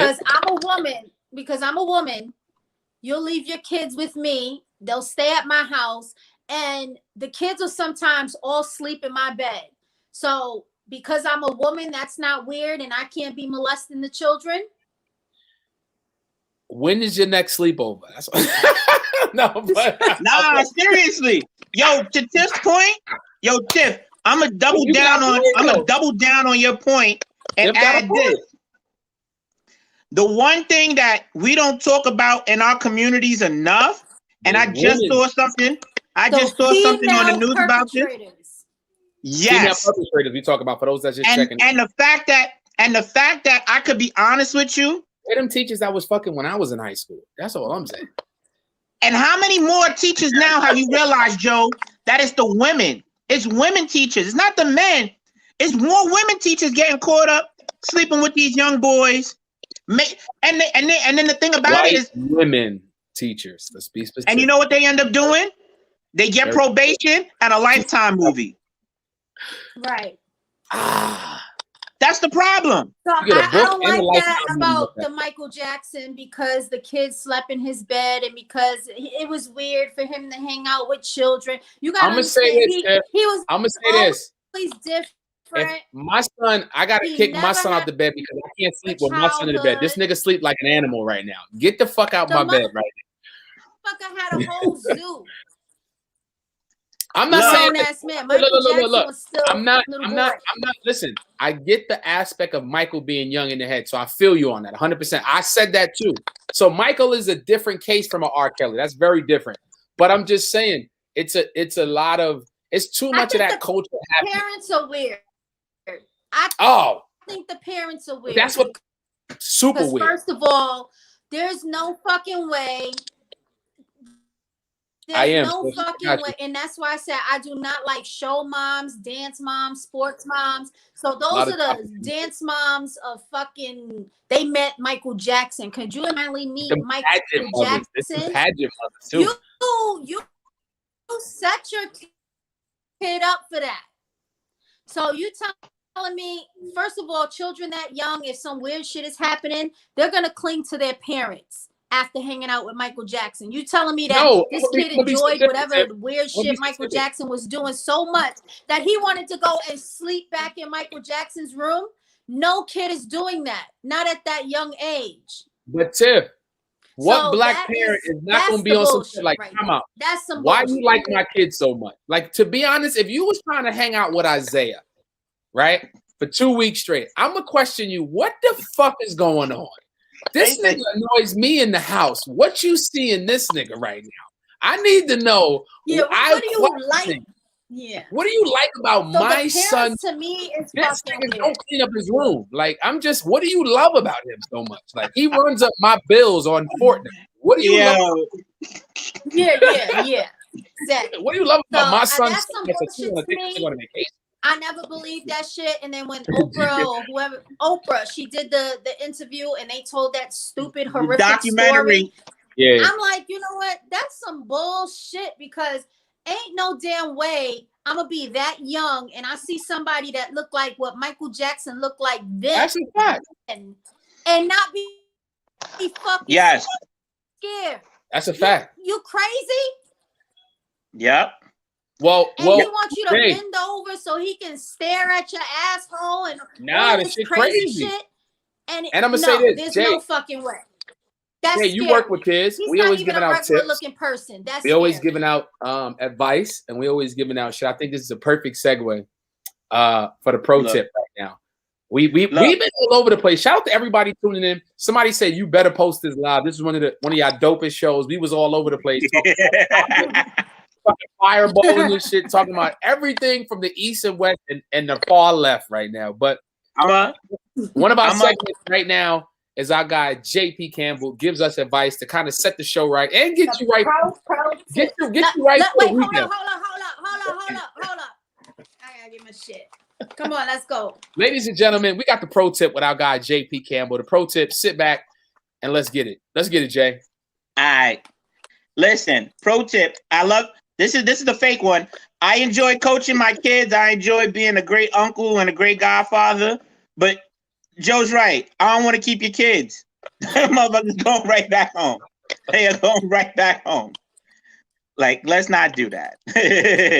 But on a serious note, I just want to highlight that, there's been a lot happening this year. We talked about so many different topics. some fun, some serious, tried to make light of certain things, tried to raise some awareness in certain ways. And on a serious note, today and this week, I know 4 people who have dealt with direct death.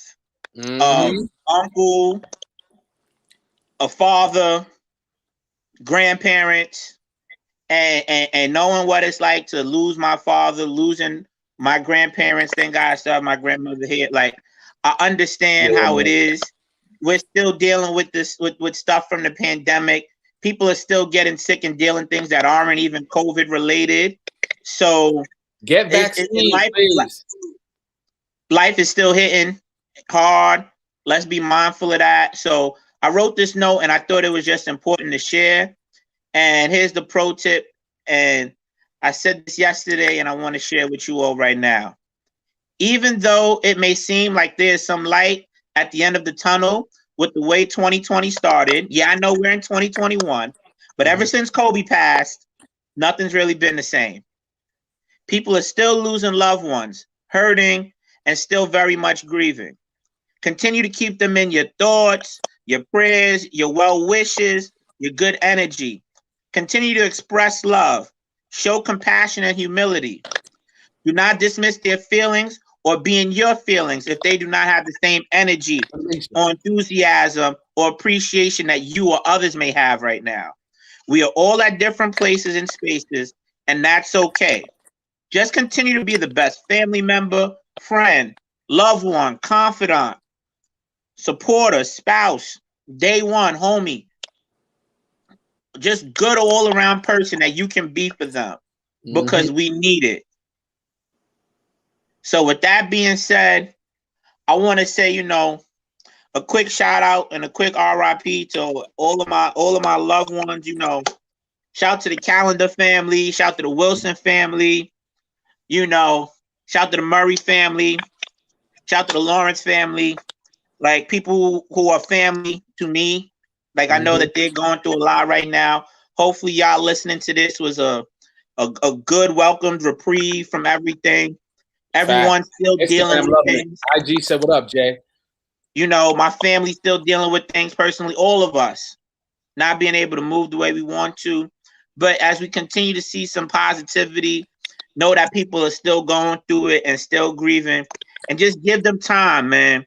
Just try to be the best friend you could be. Be there for them. People are going to have high moments. People are going to have low moments. Don't let it stop you from doing the things you need to do to be the best all around you that you can be. So that's all I wanted to make sure. Clap it up for that. Always get you right. You know what? I just want to know, where did JP get the cue card? Because I don't got a cue card. You was reading from something. I'm like, he got a cue card. He said I upstairs. I got a teleprompter in my apartment. I need a motherfucker. I got a teleprompter. Joe upgraded the show. He got a teleprompter. I need a teleprompter.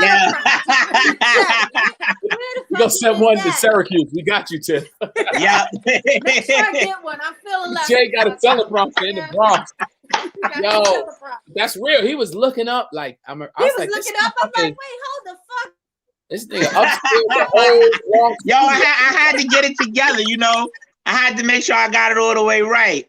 Facts. Nah, that was dope, man. You got it. It was good. It's always a time for us to get right. And you know what? Cherish them. We all saw what happened in Atlanta. This was a great segue and a positive.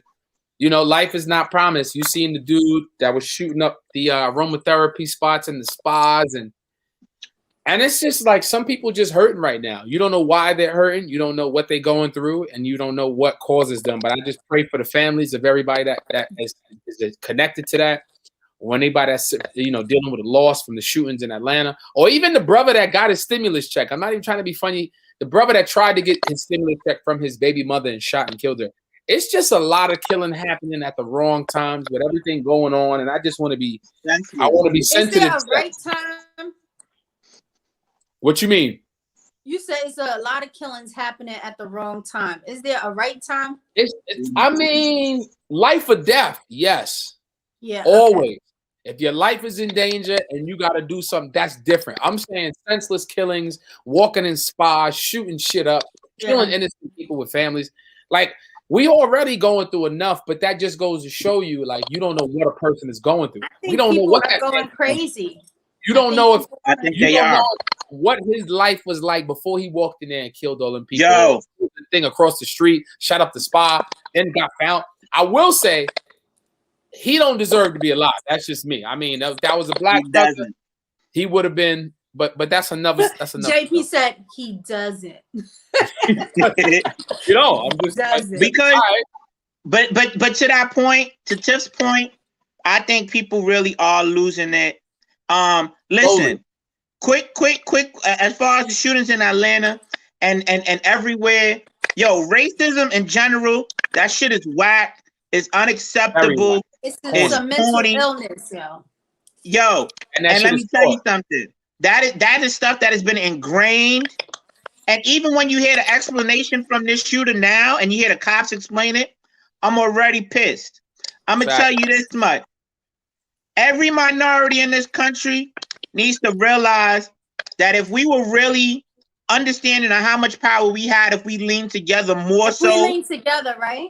Instead of beefing over bullshit.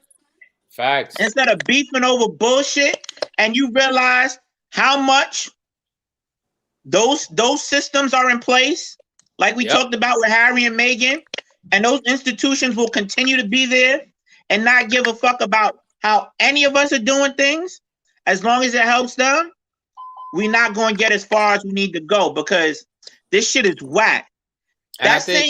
He looked just like that. That killer looked like the same killer who walked in and killed all those people in South Carolina in the church while they was praying. Or Columbine, you know, like. It looked like the same guy who went into a school and shot up a bunch of kids. We need more love in the world. I'm just going, and I know what I just want to know, how did he make it to jail? Why are you not dead? Listen, they never are. They never are. I'm gonna say this. You know, with everything going on, like, you really gotta support one another. You gotta check on your people. You gotta support one another, and just like the podcast is a crazy segue. The producers threw it up. This has been a dope show. We got like 10 more minutes left in the broadcast. I'm going to post this whole episode up on my gram, and I'm going to be posting them from now on, because I think the topics we tackled, the views, the point of view from one another, I think it's just dope perspective. We ain't the Breakfast Club, but goddamn it, we the Afterthought podcast with Tiff, Tanto, and JP and Joe Hill. So if you want to support the show, the link is there. If you're watching on Facebook, if you're coming back and you're watching this, support the show. Anchor.fm/the Afterthought podcast, or you can just Google it. Anchor FM Afterthought podcast. You can make a monthly donation. We don't do Cash App. We ain't doing PayPal. We want this money to go towards something substantial by, you know, getting this out there in terms of in front of comedy shows or getting this podcast live. So anything you submit or donate, we would love and we appreciate it. So feel free to support us. DM me. How can I support? It's Joe out here. Joe just stuck in Atlanta and he needs to get back. I'm not even in Atlanta. All right, I'm in Oakland, Joe just stuck in Atlanta.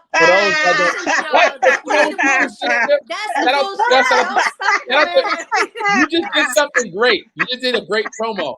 I will be in Atlanta along with the gang. March 23rd. That's Tuesday through March 28th, Sunday. That's right. That is next week. That's coming. We're going to be at Uptown Comedy Corner. I'm producing some shows with the gang, K. Smith, Emerson Strives, and Javon. And we got a lot of special guests. We got some guests from Coming to America dropping through the show to perform. But we're going to be at Uptown Comedy Corner for sure. Who is it? I can't tell you.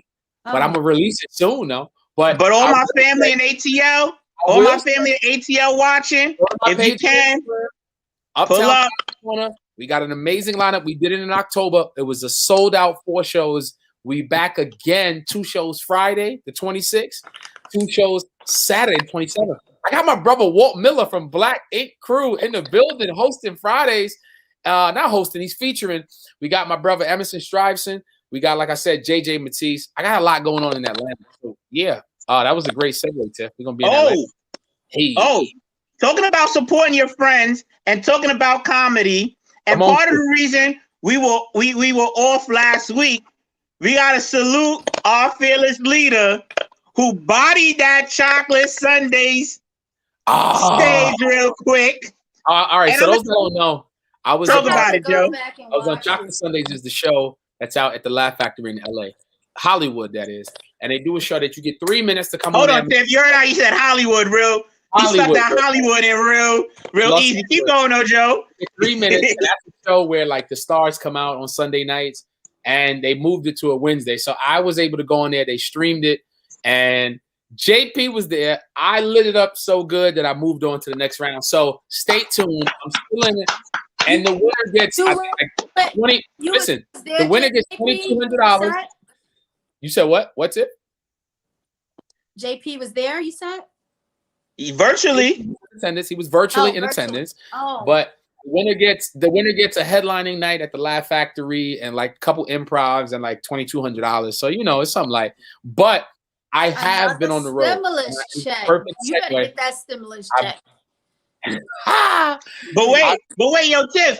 Hold up, Joe. Before you finish that point, let me talk about how I did this. I did like the shameless plug, like when you go to like fill these things out, right? You know how they give you like a review or a survey, like why you here, who you supporting.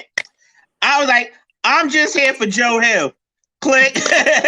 Who told you about this? Joe Hill. Click.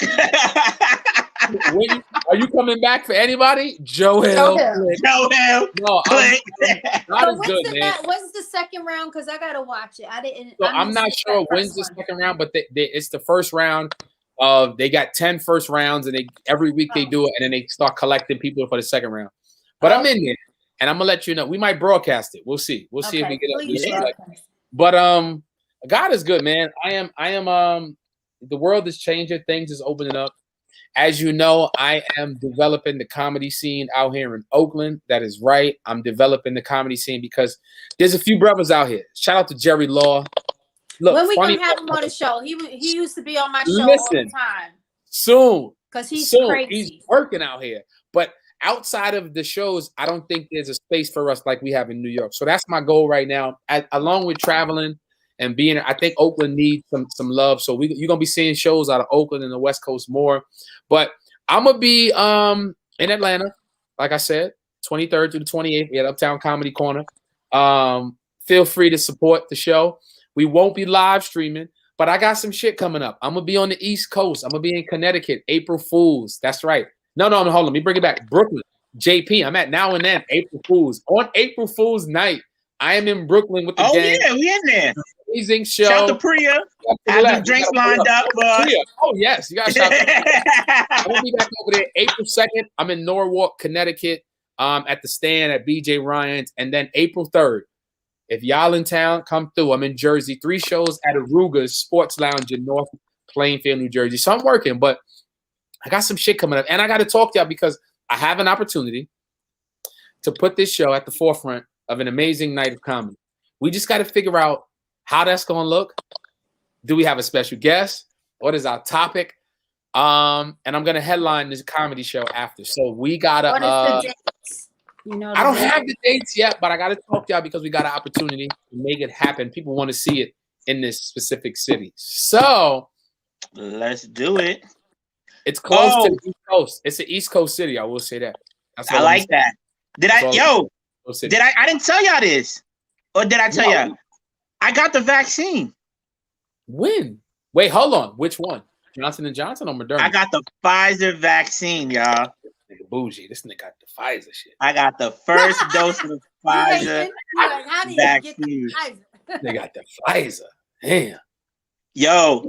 JP can cough on you right now and you be fine. Don't worry about it. Yo, and to my surprise, it handled very well. No long lines. It moved efficiently. Your face didn't slump? None of that? Nothing slumped. Only thing I gotta check on is I heard diarrhea. I gotta message somebody off the show because people be listening like who he about to call. So as long as everything else is working, I know I'm working good now. But everything else needs to be in good state. It's Pfizer. They made Viagra, so I think you'll be all right. Oh, heard you, Tiff. Thank you. I'm still drinking green juice anyway. Johnson and Johnson. I'm gonna say this. I couldn't take Viagra. I couldn't. Be too hype. I be look. Viagra like taking cocaine. You be too hype. You be like, you know what? I need to clean up the whole apartment right now. Let me tell you something. Yo, you know what? You know what cracked me up? I was listening to this the other day. I was like, yo, this dude was talking about he almost thought he had a heart attack taking them gas station pills. Yeah. What's a gas station? Oh, okay. Like the goat weed. It was so Tiff. You know. It was his first time going to meet the girl. It was like an Instagram story. A stimulus package, Tiff. Yeah. So it was his first time going to meet the girl or whatever. And I guess they've been talking the whole time during the quarantine. Yeah. So he's like, yo, I gotta do my thing. I gotta do my thing or whatever. Yeah. So he's like, he got nervous, talking, goes to the gas station, and you know how they got all the different like horny goat weed and all the different pills. Yeah. So they just called it. He went and got the whole gas station kit. He went and got the whole gas station kit. Guys bought that shit. What? I don't know either. Really? I don't know either. Time out. And then the man said he almost thought he was gonna have a heart attack. Go ahead, Jay. I'm gonna say this after Jay. Go ahead, Jay. No, he just said he took it. He went to the girl's crib. Before he even got to it, he was like, "Yo, my heart started like palpitating mad fast." And she was getting nervous. And my man didn't even get to do nothing. And he thought he was about to have a whole heart attack messing with the gas station stuff. I was like, my fear of messing with the gas station stuff is I take them pills, I'm knocking over cups, glasses, end tables, I'm knocking over flowers. We trying to get it in. Nigga, can you get to the room first? Y'all should just go to get some to the juice bar. Stay the fuck that's what I'm about to say. Yeah. So regular juice bar, little ginseng, something like that. Little ginseng, vitamin B12, Baskins,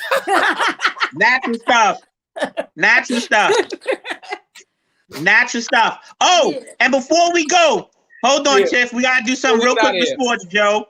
We gotta talk our Final Four picks. We're gonna post them online. We'll post our Final Four picks online. I can't do that. I can't post mine, but I'm watching the Wizards game right now. I gotta click back. No, it's not even that. It's just the highlights. The tournament was on, but ESPN is doing some bullshit. But you're right. The tournament is fucked up this year. It's okay. Feel free to support the show.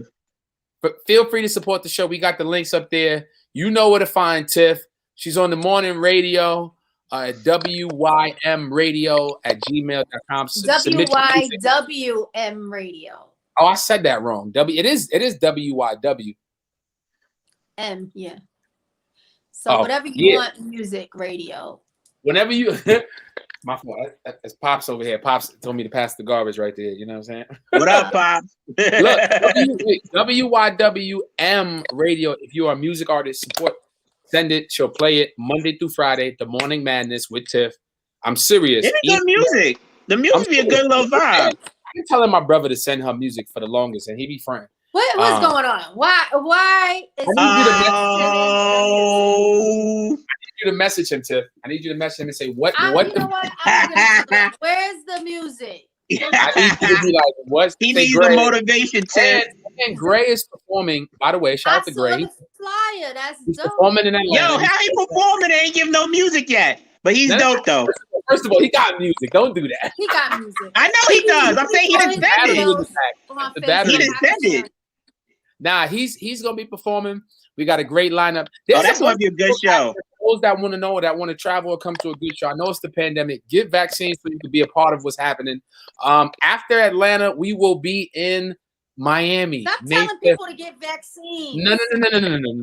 Because I want us to win. I don't want us. I'm serious. I'm out here with it. Tiff, you cannot. Ain't no radiation in my arm. Tiff. You could be missing your blessing at the show. I could get you a Blair Underwood lined up at the show, but you ain't get back in Miami. Look at her face. You said you want them chocolate, Tiff. Yo, Joe, didn't Tiff just say she want them super chocolate? We're gonna be in Miami. I like the guy from Queen Sugar, whatever his name is. Oh, Kofi? You know what? You know what? All I'm saying is get vaccines so you can come to Miami. May 5th. Blair Underwood don't like women though. Okay. On that note, we going to Miami when, Joe? May 5th, 2 shows on Cinco de Mayo. I'm hosting it. And I got some special guests, Kyle Grooms, Eva Evans. The whole gang is there. We're going to be there for the weekend. Hi, Eva. Are you Eva. Are you going to come to Miami? JP's coming to Miami. I'm going to make sure he's coming. Are you coming to Miami? I want to come to Miami. The thing is, I need to get out of this job. This job got me tied down. May 5th. That's a Wednesday. You can come from Miami for 2 days. Just 2 days. The beach is always open. 2 days. So you can come on a Wednesday and Thursday and be out Friday morning. Going. Back home. I might do it, Joe. What day is it? I'm sick May on 5th that through the day. 7th. May 5th through the 7th. I'm going to say I got my vaccine and I'm And then sick. Jay, in particular, this trip in particular, I'm making sure you come to this one. I shout out to Kansas City, my guy Kevin Robe, Legends Comedy Club. We just killed it, by the way. Oh, yeah, I did. Oh, we gotta get. We are coming back to Kansas City, Missouri, Raytown, that is, July 23rd through the 24th. We got another weekend. And let me tell you something, Jay. You will have a ball in Missouri. You would have a great time. Tiff, you would too. So I'm just saying, that is the city outside of the East Coast city that also we can fit the podcast in Missouri if it's part of a weekend. So I'm just saying, we got 2 cities. One is Missouri. Well, Missouri's a state. So let me just say that. What month is that? That's all right. So Missouri is July 23rd through the 24th. Bringing the podcast to open up. I might be in LA. Joe, I might be in LA that weekend. No joke. We'll talk. I just wanted to throw those out there. We got a lot going on. I appreciate y'all. Each and every week we do this. Shout out to Lloyd. I'm about to quit my job. Lloyd's Carrot Cake, you know what it is. Tanto resign. Put that up there next fucking time. 6087 Broadway. Come get your cake. Outside, open up. Get your Easter desserts. We are ready to go for Good Friday, Easter Sunday. Shout out to our producers. They got to resign and do podcasts and stand up for a living. I don't know. But find out on the next episode of Dragon Ball Z. Find out on the episode of The Bachelorette. That's what I'm going to call it. The Bachelorette with Tiff. Lloyd's Carrot Cake. Please support that. We everywhere, but the Bronx is hometown. Lloyd's Carrot Cake on 6087 Broadway, Riverdale. I was up there. You see him. Go through. The holidays is coming. Mother's Day is coming. Easter is coming. Get you a carrot cake.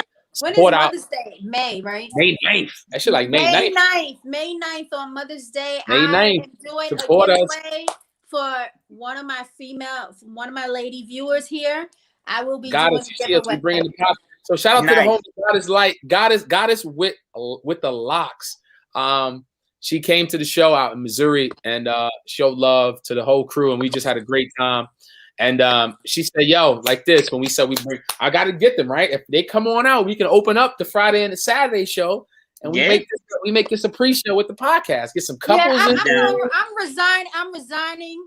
So Tiff, is it official? There it is. Did Tiff Tanto resign? They threw it up again.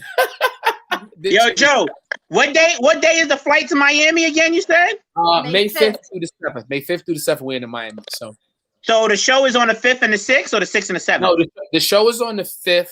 2 shows at the Miami Improv. For those that are tuning in right now, 2 shows. I'm hosting both at the Miami Improv, May 5th. 8 o'clock show and a 10:30 show. But we'll be in Miami until Sunday. The whole gang, everybody. Oh, okay, good. So I can book my flight Wednesday morning. Everybody gonna be there. You only got the shows during the week. You don't have it on. We only got the 2 shows on the 5th, but we're gonna make some content. We're gonna be on the beach. We're gonna be hitting the clubs. Walt will be in the building. Walt Miller from Black Ink Crew. He's also our special guest. People didn't know that. But there's an after party and a couple party situations that we're gonna be doing. we gonna do something. If we in Miami that weekend, shout to my man Hav, DJ Golden Boy. You know what it is. I might have to hit you, Hav. I might have to hit you, Hav. I gotta see. My sucks. Tiffany did not resign. Let's just bring that back. She is still on. She's still on the Morning Madness, so submit your music. But that's been our show. We appreciate y'all. And follow us everywhere at the Afterthought Podcast on social media. Follow us on Anchor FM. You can listen to us. We got about almost 30 episodes up. So go back. We got an amazing slew of special guests that came through in the last year. We've been doing this since the pandemic started. Every Wednesday, 9:30 Eastern Time, 6:30 if you're on the West Coast. I'm your man, Joe Hill, Tiff, Tanto, and JP. Shout out to everybody that tuned in. We'll see y'all later. Peace. Peace.